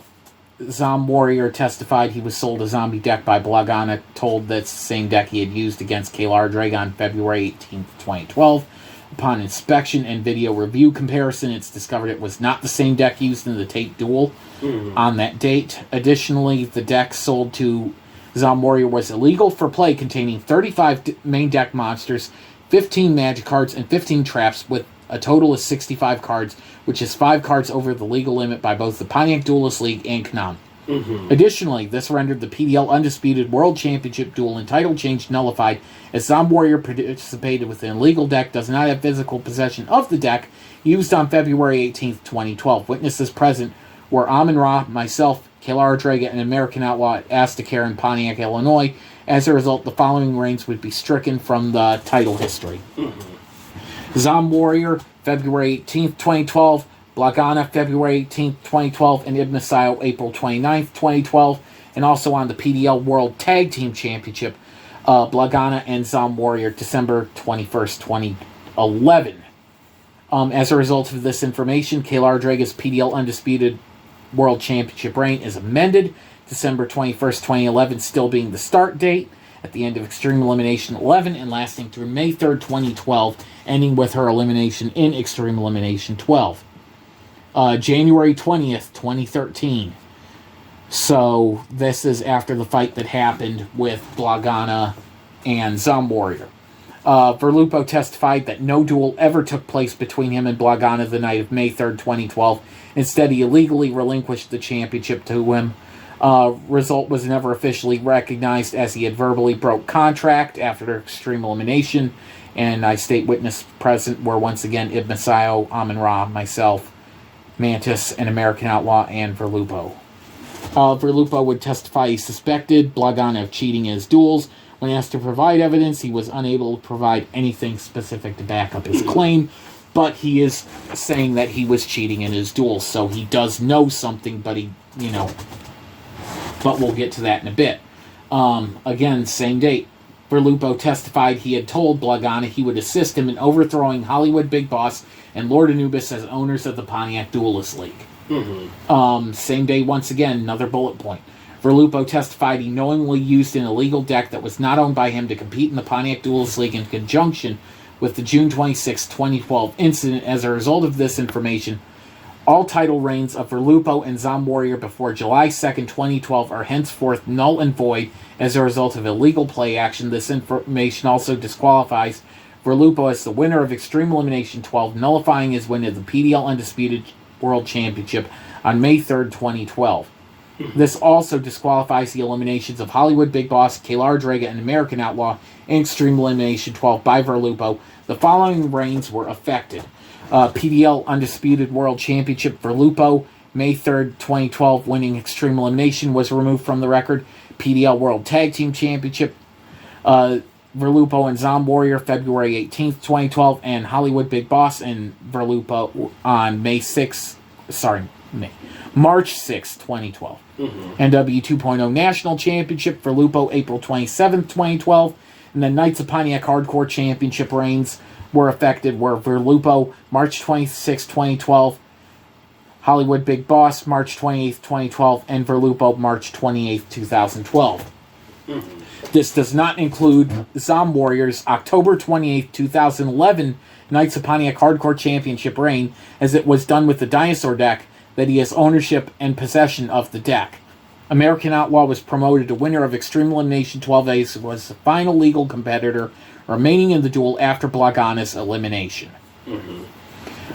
Same date yet again, January 20th, 2013. Verlupo testified that Blagana was competing with an illegal extract containing banned card combinations of Blackluster Soldier, Envoy of the Beginning, Chaos Emperor Dragon, Envoy of the End, Chaos Sorcerer, and Dark Magician of Chaos. It was confirmed at a tape duel against Lord Anubis for the JWO Championship on January 19th, 2012, when the card combination had been banned on January 1st, 2012. Now we're going to go forward a little bit to April 2014. Ibn Sayo testified that Blagana had stolen several of her decks, including her original Watt deck, Water deck, and Malefic deck.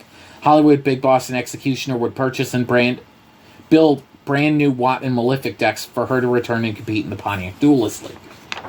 So just sporadically when she wanted to show up, April 14th, 2013, Ibn Sayo testified her opponent, Blagana, intentionally lost the duel, which was recognized at the time for being for the PDL Undisputed World Championship, in conjunction with Zomwarrior's previous testimony given and Verlupo's previous testimony given.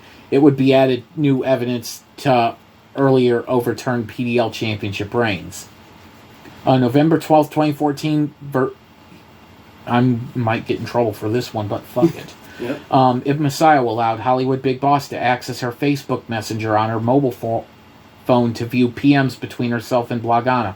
Also present were Mantis, Kaylar Draga, and Executioner.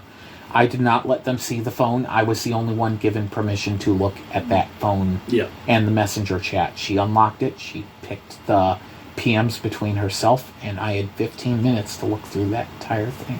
Yep.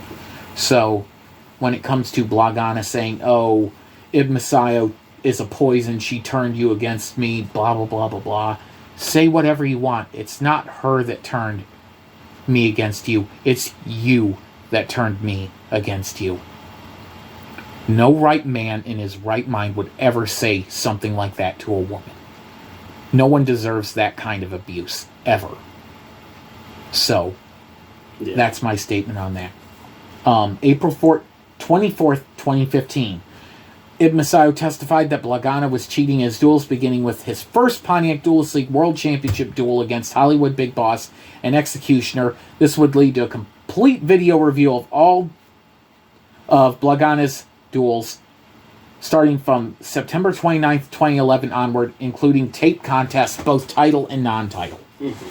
September 29th, 2011, Blagana did not clear his monster zones when I used Obelisk effect.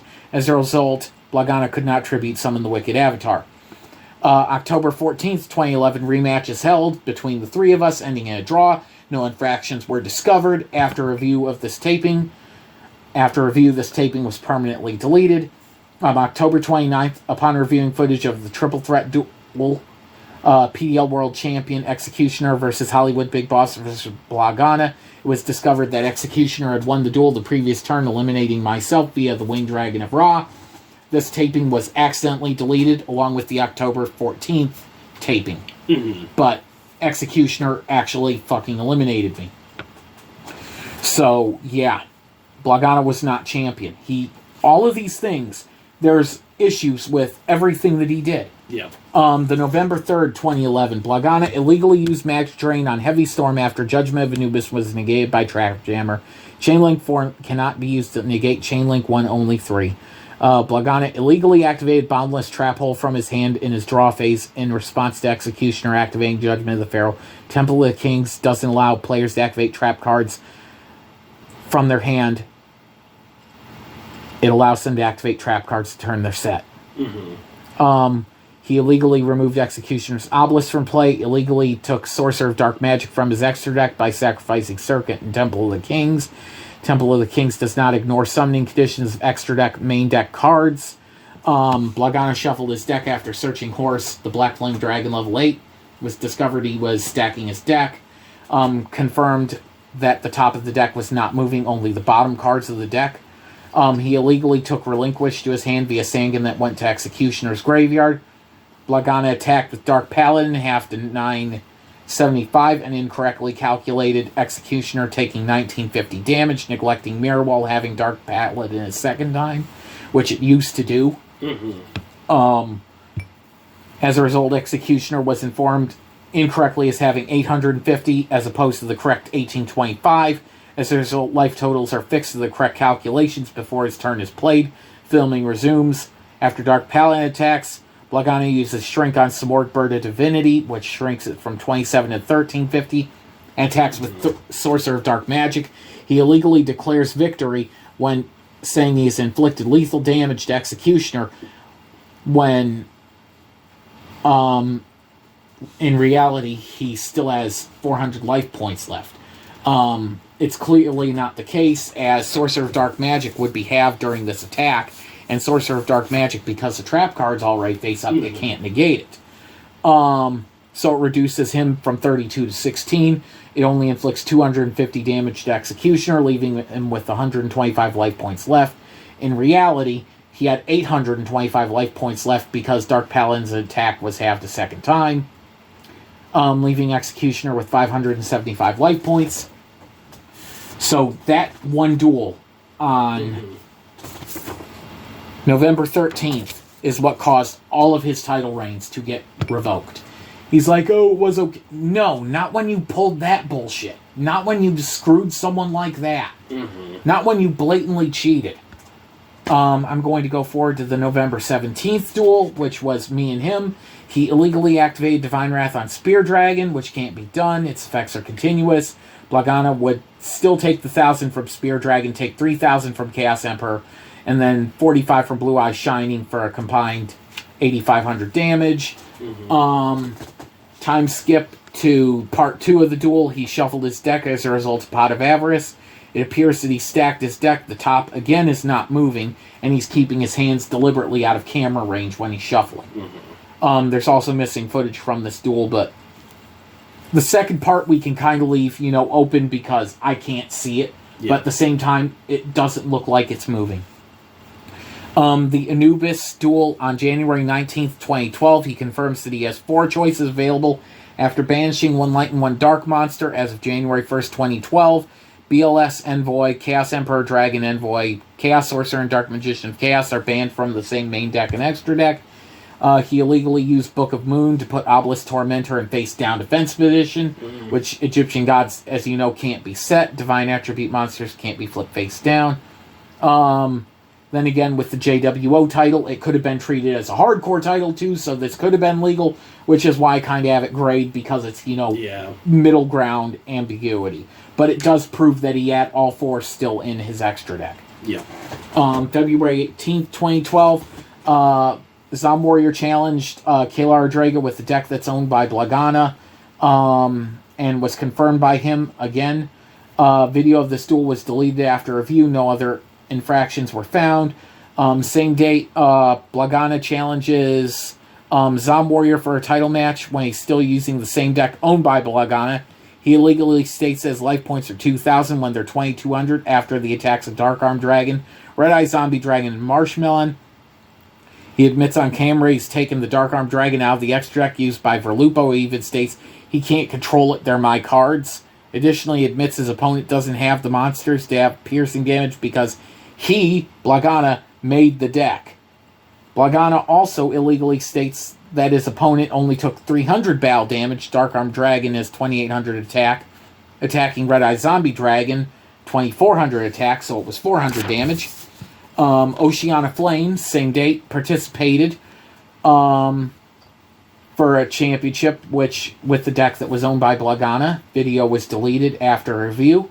The Poison Duel of Blagana versus Executioner, April 16th, 2012. That's what it says on the video thing, but I think the date was wrong on that. Because that's when I transferred it to my computer, so that's what it says. Yeah. Because I know it was one of the other dates. But after activating Pot of Avarice, it's observed while Blagana is shuffling his deck, the top cards are not moving. He illegally states that Executioner has 6,900 life points when he had 4,100. He attacked Executioner for 3,600, putting it at 500, and incorrectly states his opponent's life points at 3,300.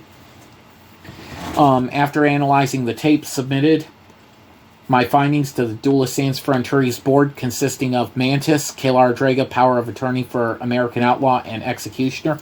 The in flagrante delicto of the investigation being the duel held on November 13th, 2011, which Blagana had deliberately committed 7 disqualifiable infractions.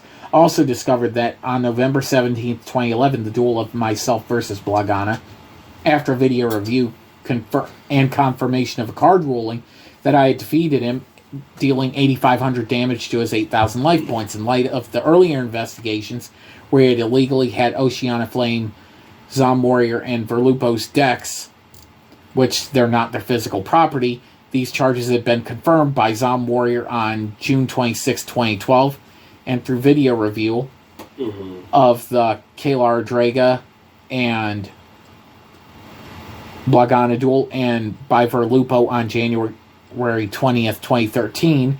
As a result of this overwhelming evidence, it was unanimously decided that all duels by Blagana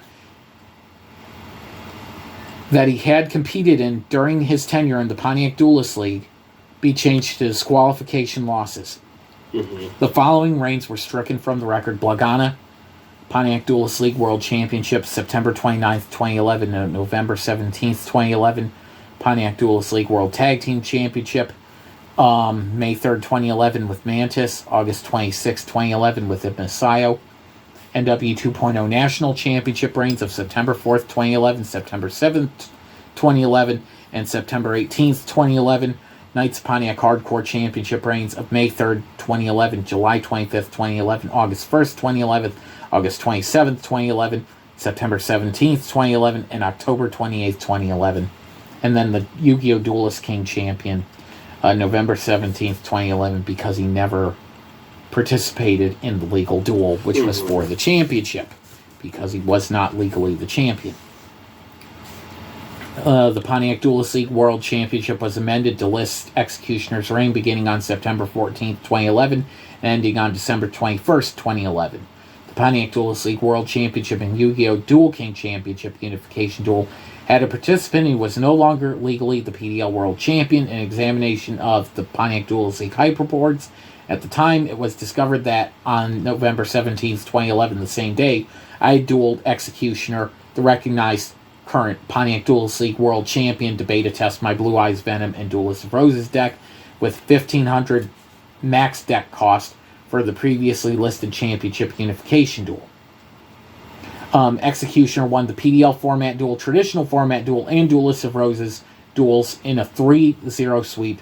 Henceforth, the beta test duels between the Yu-Gi-Oh! Duel King Championship Chicago region, Hollywood Big Boss, and PDL World Champion Executioner would be recognized as the official Championship Unification Duel.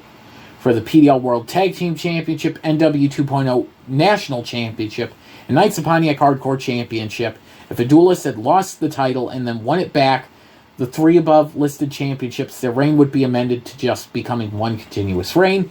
In an instance where this did not occur, a vacancy would take the place of Blagana's redacted championship reigns. Mm-hmm. That was the result of the investigation, and as you can see, what are your thoughts on that length of... I won't lie, I blanked halfway through that. You're fine, but it's like... That was a lot of information very quickly. But it's like, I'm making sure. Yeah. I'm making sure that all of my T's are crossed, I's are dotted. If I'm proving that someone cheated, I'm having overwhelming evidence that they cheated in their duels. Yeah. To where they cannot say that they did not cheat. To where, you know... Yeah, you physically can prove it right now. Yeah, it's like, it's all there. It's like all at my fingertips as far as what happened and everything, you know? Okay. Why did you purchase Blagana's card collection on November 27th of 2015? Attempt to recover Ed Messiah's stolen cards. That was the only reason, and I recovered none of them, so I gave them all away. Yeah. It's like, I didn't know if some of them were stolen or not, so it's like I'm not wanting to hold on to it. Yeah. You know? So I gave them away, you know? Yeah. Gave them to people who, you know? Needed them. Yeah. Why did you personally release a video on November 17th, 2018, exposing Blagana's cheating in his duels?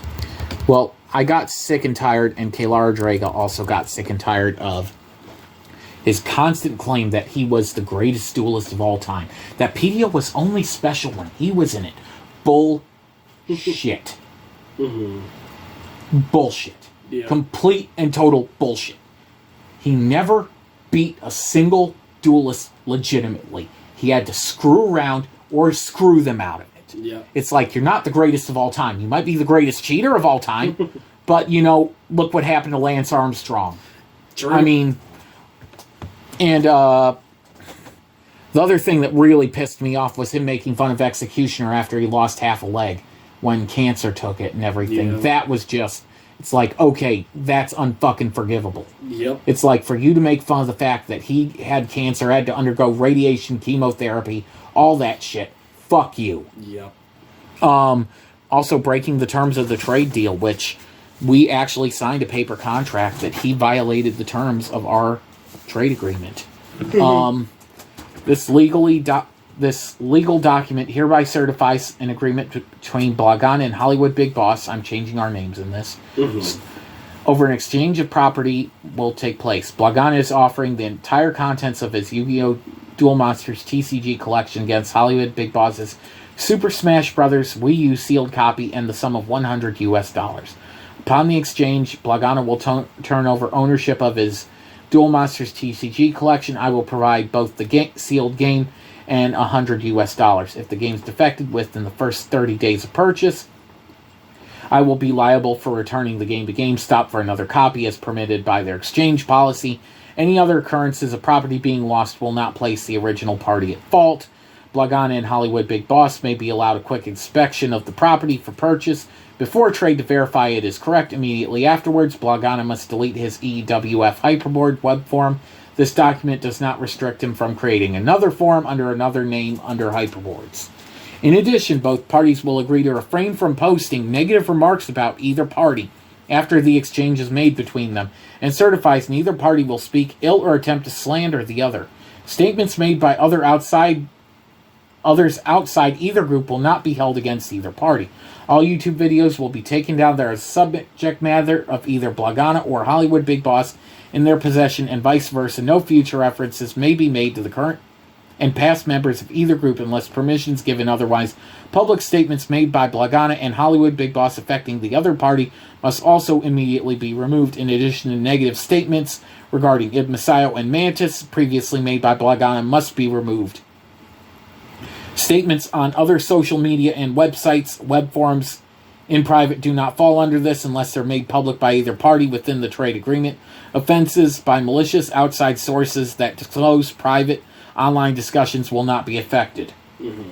The following agreed upon terms by Blagana and Hollywood Big Boss over the exchange of property is offering the entire contents of his Yu-Gi-Oh! Duel Monsters TCG collection against Hollywood Big Boss's Super Smash Bros. Wii U sealed copy, sum of $100. Both people must sign this legally binding document to make it an official agreement. If no infraction takes place between Blagana and Hollywood Big Boss, Blagana will be allowed to, without repercussion, recreate the EWF hyperboards after a time of 2 years, 731 days of this agreement.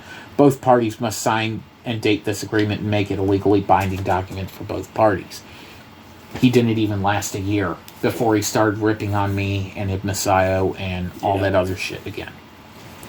And there's just one other thing that I wanted to say, which, perfectly sums up Blagana. This is a statement that he had made to someone recently. Mm-hmm. I'm not going to name who, but these are Blagana's own words. I have not modified them in any way, shape, or form. You can still see it on his Facebook, and it's public. Yep. So I'm not taking anything out of context aside from this little statement, because someone had sent him an email and then he went on a rant and this was the end of it. And I felt like this was the only part worth mentioning, because this will give you a perfect example of Blagana. Mm-hmm. Now, I'm no saint, but in this, I never claimed to be. I wasn't a good friend at all. Your friendship was second to my way of living because I felt you'd quit on me again. And look, I was right. It happened so many times for me to fully trust you. You caused distrust, so you don't expect me to fully trust you. I lied a lot over the years. I manipulated several people over the years to avoid conflict, activities, responsibility for any reason I deemed necessary. I only cared about what I wanted and how I wanted to live my life, live over everyone and everything else. I used everything I had to make sure my life was fine and my entertainment was rolling along. Friends were disposable to get myself where I was happy and entertained. Depression and anxiety be damned. I was not a good person. I may still not meet your standard for one yet either. I mean, those are his own words. Yeah.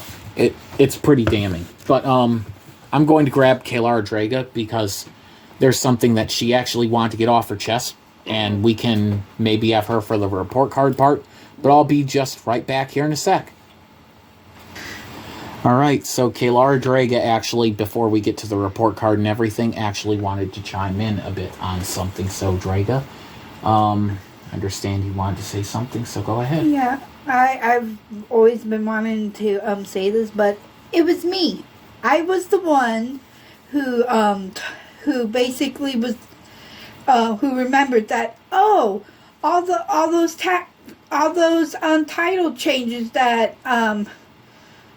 what's his name went through and whatnot, was not legal, because I clearly remember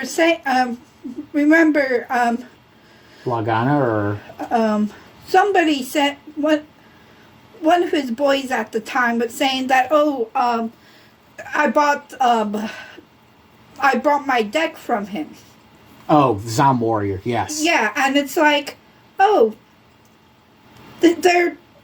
they were doing title changes with somebody else's deck, and I'm like, and then he sold him a completely different deck. yeah, and like one night, I'm like, they were dueling with his decks, and we have something. We have a rule in the charter against. Yeah, in the charter saying, "Oh, we can't do title matches using somebody else's deck," and that is what Zom Warrior and Lagana and the Verlupo. Yeah, was basically doing during all those title changes. Well, for Zom Warrior, not at first. Yeah. But after he switched decks, it was all Lagana's doing. It was all his decks. And you know and it's like, oh, nobody ever thinks, oh, it must be the quiet person, the quiet one in the corner that did it. No, it has to usually be the one that the guy has the major beef with, which is me. And it's like, hey, it's me. I mean, contrary to popular belief, your belief, me. I also wanted to state, for the record, you deliberately said it was you in your normal way of doing a video. When you did that video, just thinking, snap your fingers, and then it cuts to Lance Armstrong being stripped of his Tour de France medals. I mean, how could he not draw the correlation that you're admitting that it's you? You were the one. You were the... Yep. It was all because we laid down that night, going to bed, you said it half asleep, and then... Yep. Launched It's really weird being in a state of almost unconsciousness can do for a person. And you do know what they say, hell hath no fury like a woman scorned. Ain't that the truth? So, Draga, This is what you get for not giving me a damn chance. So, Draga, was that all you wanted to say, or? Yep. All right, well, you can bow out and everything, because I know you wanted to say your piece and everything. So, thank you so much. And before we get into the report card part, there's something we actually forgot to talk about, so figured, might as well insert it here, and that it's going to cover, the cyberbullying and stuff like that happened from pretty much 2012 when he quit the group till like 2021 or 2022 when he finally fucking stopped. Yeah. It's like, that's over a decade of not being able to let this shit go. Trying to dox us. Making threats online of physical violence and other stuff, saying he would even come back to Illinois. Yep. And it's like breaking terms of service, and as I said, doxing us in his little writing things, which ended up getting some of his pro boards and other stuff, and his Facebook accounts flagged and everything, or temporary bans, posts taken down and everything like that. And well, your dad's a lawyer. Want to kind of explain a little bit more on the subject, because and before we even started this, I made sure to fact check this. In terms of the YouTube videos that were taken down, YouTube itself is a privately owned domain. The creators themselves own full ownership over the videos, but they must abide by YouTube's terms of service, which does not include the First Amendment. Meaning anything that you state that is harassment or other things that would go against it will be taken down, and will be taken down until YouTube changes their mind on that, which I doubt they ever will on that subject. In terms of Facebook, any posts, they, I believe, have a very similar terms of service, and they are also a privately owned domain, owned by now Meta, meaning any post that you make, you take sole responsibility for if it goes against Facebook's terms of service. or any other laws that are out there Yes. when it comes to digital content and stuff like that. Yes. And especially when they cross the line from, cyberbullying to making threats online and everything. Yes. And this can range from obviously the content simply just being taken down and the creator of said content getting a warning to there being misdemeanor charges brought upon that person. Yep. And then you probably throw in the fact that, he still owes over $4,000 to the apartment complex that he was frauding. Once those misdemeanor charges go through, state of Illinois would come calling for him right after that. Yeah, and Illinois is going to get their money, one way or another. You take one step into this state, you get pulled over by one state officer, or any sheriff guy, it ain't going to be pretty. Yeah, because it's like when you commit financial fraud to DHS and everything, it's like it's not going to end well. If Illinois cares for anything, it's their money. Yep. They're going to get their money. Yeah, pretty much. So I think that pretty much covered that unpleasant subject. And it's like, well, thank you for taking the time to do this real quick, because I wanted to get in the original taping that we did. But then, we kind of got off track a bit there at the end. I mean, doing a 2.5-hour recording session. Oh, yeah. The day after doing an 1.5-hour one and me having a fucking meltdown. Well, Yeah, that one, that was... That first one got a little bit too real. Yeah. Yeah. And then that second one, both you and I had some rants, so... Yeah.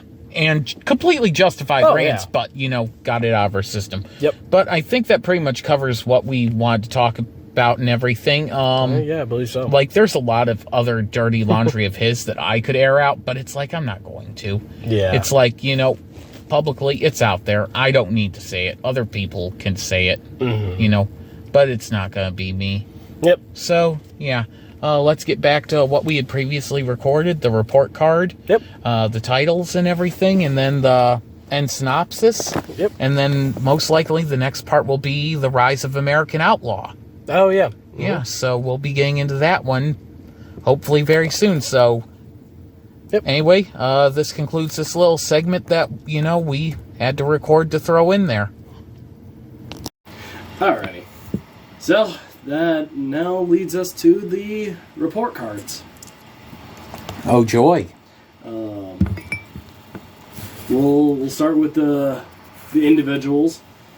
Lord Anubis. Lord Anubis during this time, twilight of his career and everything, it's just sad. His personality and everything, you could tell he checked out and everything. His dueling was a B. Mm-hmm. Like, it was still a solid B, even though he wasn't all there. Personality, at the very end, he kind of seemed like he was back into it. I'd say B, but he became an A again. Mm-hmm. And because he apologized, because he's like, I'm sorry, I fucked up. Mm-hmm. I did it, So, yeah, that's all I have to say about Anubis. I can't say anything negative about him. Fair enough. Executioner. Now, Executioner refused to even do this interview. This is a subject that he really fucking hates. Yeah. He wants nothing to do with this guy. He even said, because I'm split between who the two best duelists are during this era. Mm-hmm. You have Executioner on the one hand and Kaylar Draga. They're the ones who are having the most substantial runs with the world title during this era. Executioner is saying, I don't deserve it. I beg to differ. I think you do. Mm-hmm. I mean, but at the same time, Kaylar Draga had a slightly longer run than you, and she did have more wins. Dueling A, like, nothing bad to say, personality A. Never had a problem with him, and it was bullshit what he had to get put through and everything. Yeah. And it only made me respect him more, so... Yeah. Several. Several, he was only at the one event. Only at the one event during this time period. He made an emergency return after the whole bullshit thing happened at Extreme Elimination XII. but we'll cover that in a different interview and everything, because this one, we didn't really need to throw, extra shit in there. Yeah. Savril, his dueling, he didn't miss a step. He was a solid A, personality A, nicest guy to, ever talk or do anything with and everything, but yeah. Yeah.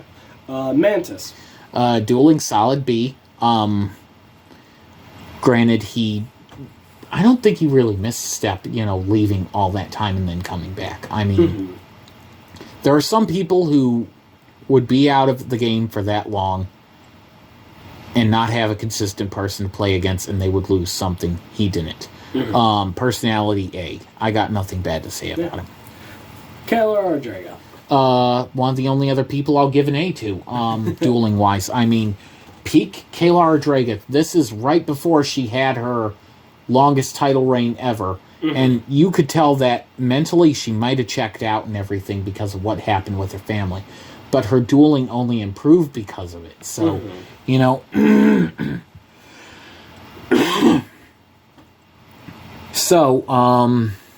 yeah, I got nothing bad to say about her. Personality to me was an A. I know she was a little bit fragile and everything because, losing your mom, your dad, not having contact with all the other bullshit that Blagana was putting her through, refusing to let her duel, refusing to share his Wi-Fi password with her and everything when she would come over, treating her like garbage. It's like it was totally uncalled for. I wish she would have spoke up earlier, but then again, who got the last laugh, really? Corvus. As much as, I'd like to say something nice, I can't because, what he did, sexually assaulting a 13-year-old.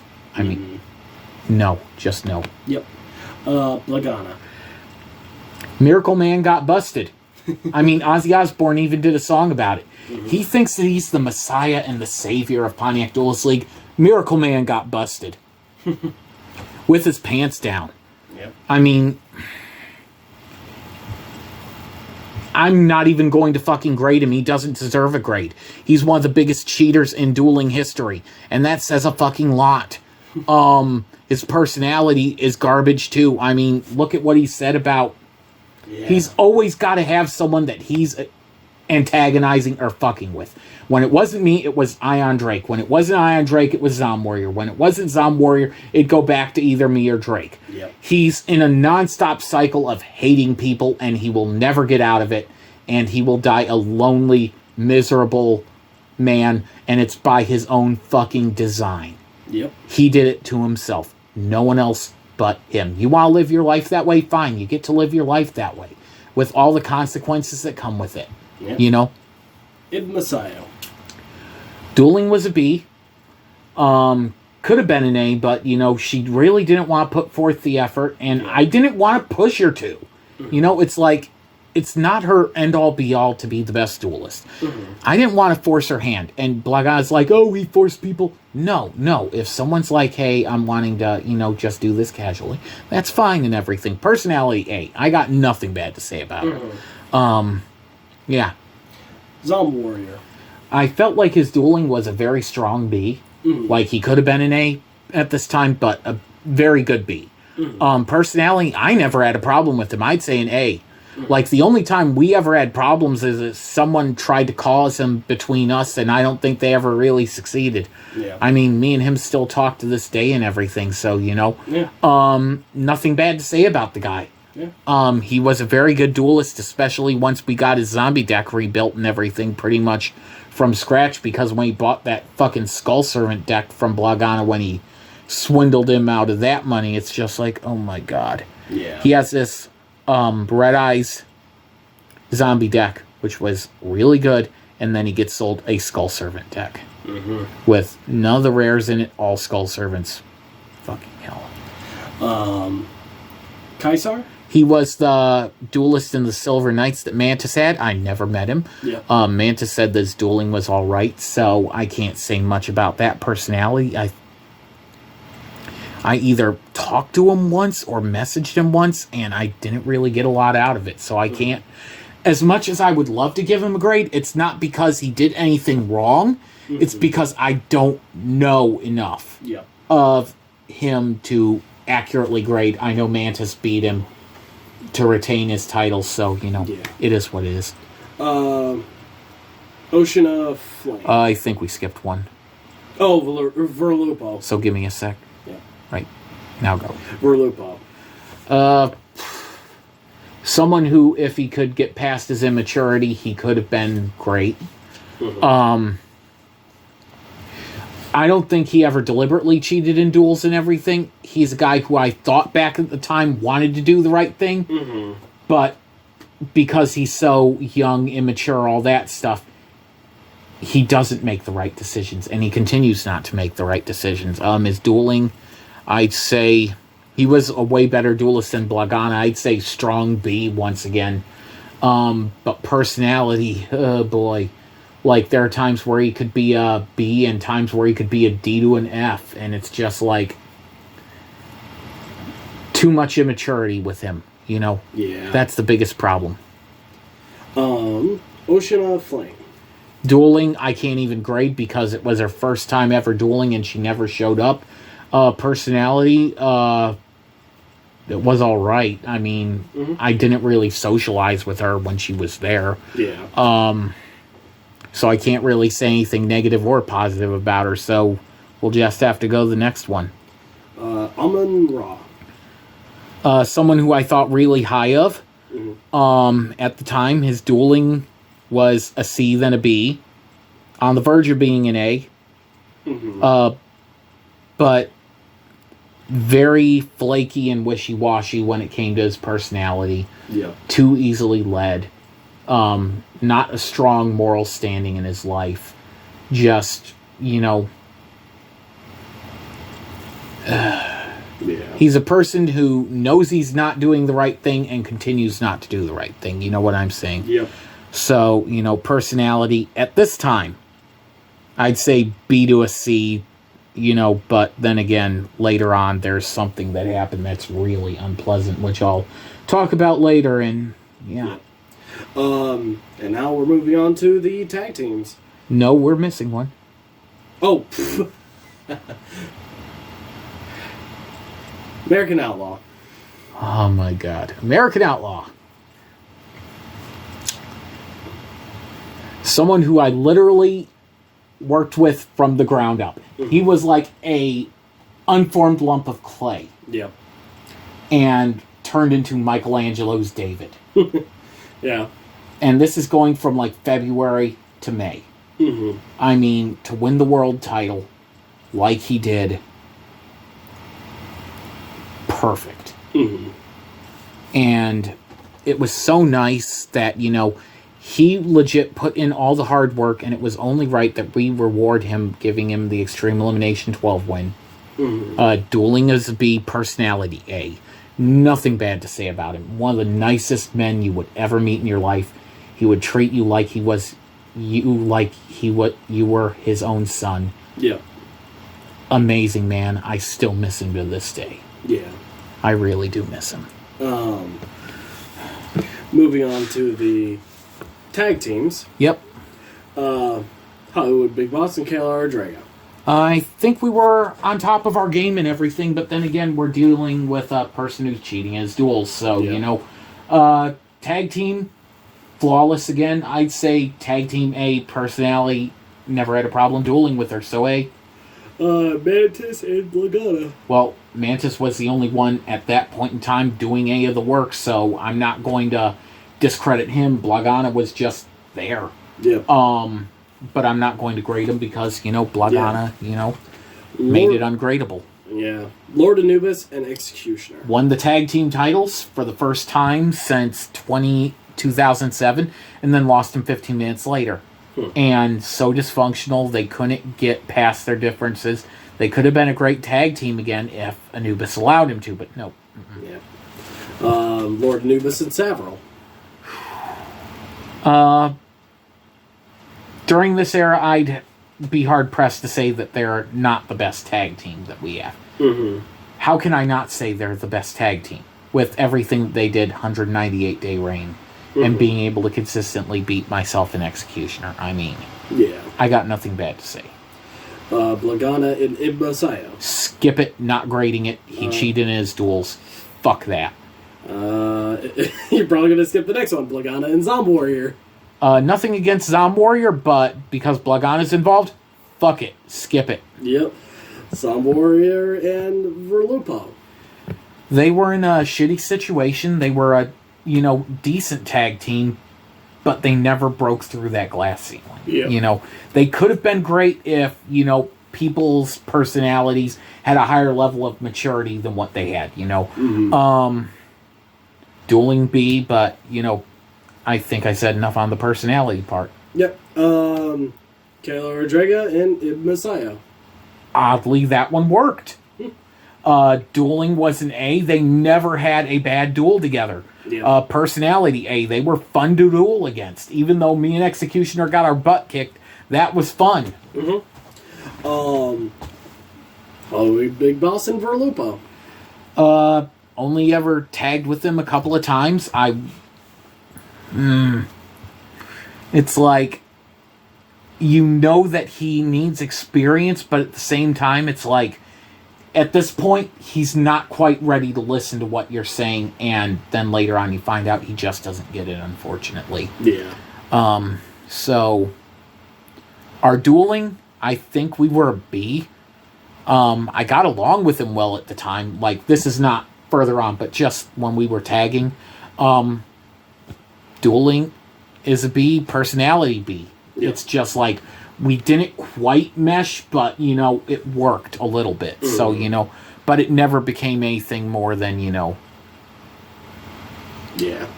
Kayla Rodrega and Mantis. They strike again. The original Knights of Pontiac managed to, hang on to the tag belts. I mean, holy shit. And they deserved it. How can I not say that they deserved it during this time? And then let's just take a short look at a few of the champions and everything that we had through this little era. PBL World Championship, Executioner gets it September 14th, unifies it with the Duel King Championship on November 17th. 64 days and 34 days, so that's 98 days total. Kayla Rodrega gets it 133 days. American Outlaw gets it 4 days, and then ends with Executioner getting it 15 days as of Extreme Elimination XIII. World Tag Title, Blagana and Mantis, even though, Mantis did all the heavy fucking lifting. Literally, he did all the lifting in that duel. Anubis and Executioner have it for 15 minutes, May 18th. Me and Draga have it, May 18th, beating them. Savril and Anubis, June 21st, have to vacate it on August 15th because Savril is not going to be around. Me and Draga take the ball again on that same date. Have it for 132 days, vacate it December 21st. Me and Executioner take over. Have it for 59 days from then to Ibn Masayo and Kayla Rodrega on February 18th when they beat us. Unified with the EWG Tag Team Championship. Still Ibn Masayo and Kayla Rodrega. And then finally Mantis and Kayla Rodrega April 10th have it for 50 days. Not a lot of title changes there.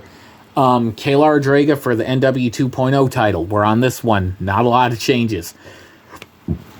She has it May 3rd, 2011, 111 days. Executioner gets it 13 days. Vacant September 4th for 3 days. Ibn Masayo gets it for 21 days. Corvus gets it for 8 days on September 28th. Ibn Masayo gets it back October 6th. Anubis gets it October 6th for 33 days. Ibn Masayo gets it on November 8th, 20 days. I get it November 28th. For 33 days. Executioner gets it December 31st for 68 days. I have it for an hour March 8th. Kayla Rodrega has it for 1 second for the title unification. Kayla Rodrega has it for 8 more days after that, March 8th. I win it March 16th. Kayla Rodrega wins it March 19th. April 11th, I get it, have it for 16 days. Mantis gets it April 27th, has it for 6 days. American Outlaw gets it May 3rd, and then that's pretty much the end of it. He has it past where we went on that. And then the Knights of Pontiac Hardcore Championship. Gotta go back just a little bit here, not too far. Actually, I might skip part of this because we have the marathon of Mantis and Corvus doing the 20 title changes on this. But just looking at this, the title reigns and everything. Let me just, because I realized we didn't determine who the best champions were and everything. World champion, looking at the World Championship, Kayla Rodriguez had it in 133 days. World Tag Team Championship, let's go back up a bit, because we have these title changes. 132 days, myself and Kayla Rodriguez. And that's probably the one that gets it, because for best tag team, me and Kayla Rodriguez. Intercontinental, Kayla Rodriguez, 111 days with that thing. I mean, holy shit. I mean, how can you not argue that, holding a title that long, and it takes Executioner to beat her in August. Knights of Pontiac Hardcore Championship, you have Mantis, who had it for 139 days in Three Rivers, California, but at the same time, he only defended it a couple of times. So if I had to look at the Knights of Pontiac Hardcore Championship off of reigns and everything, excluding that one, I'd still probably have to say Mantis, because he ended up winning that series against Corvus of 20 duels and everything that they had. Yeah, he won. Had it for 10 days after that, so I can't argue against Mantis, really. Yeah, it is what it is. And then we have, which I talked about, the Juggalo Championship, but let's talk about the EWG Championships. 2 holders. Blagana gives it to himself on January 2nd, 2012. Ibmasayo takes it April 29th and then has it after that. Not really worth grading. Their tag title, the EWG tag title, Blagana and Zom Warrior have it January 2nd, 19 days vacant to Zom Warrior and Velupo for 28 days, and then Kayla Rodriguez and Ibmasayo get it, and it's only active for 47 days. I mean, they really had no impact in the grand scheme of things. Yeah. So, now that the shit sandwich has been taken care of, thoroughly digested and everything, and we can put this nasty piece of shit behind us forever. Fair. Like, learn from my mistakes, people, please. Never make the mistakes that I made during this time. If there's any one lesson that you can take off of this, it's always learn from what you fucked up on. Because, and teach other people what you fucked up on so they don't make the same mistakes.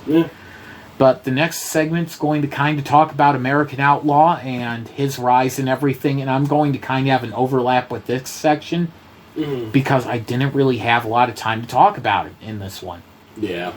Like this, I just wanted to get the whole unsavory subject done, behind me, over with, and it's over. This is it. So,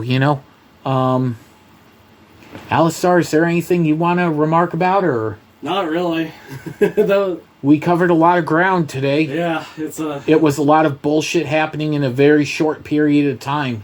Yeah. Even more so than, the Sigma V Kappa W incident and everything. And the thing that I just, yeah. So, yeah, people, please just learn from my mistakes. Don't mess with toxic people, because there's no fixing them. Nope. Yeah. But anyway, anything you want to say before we walk out of this one? Nothing on my mind.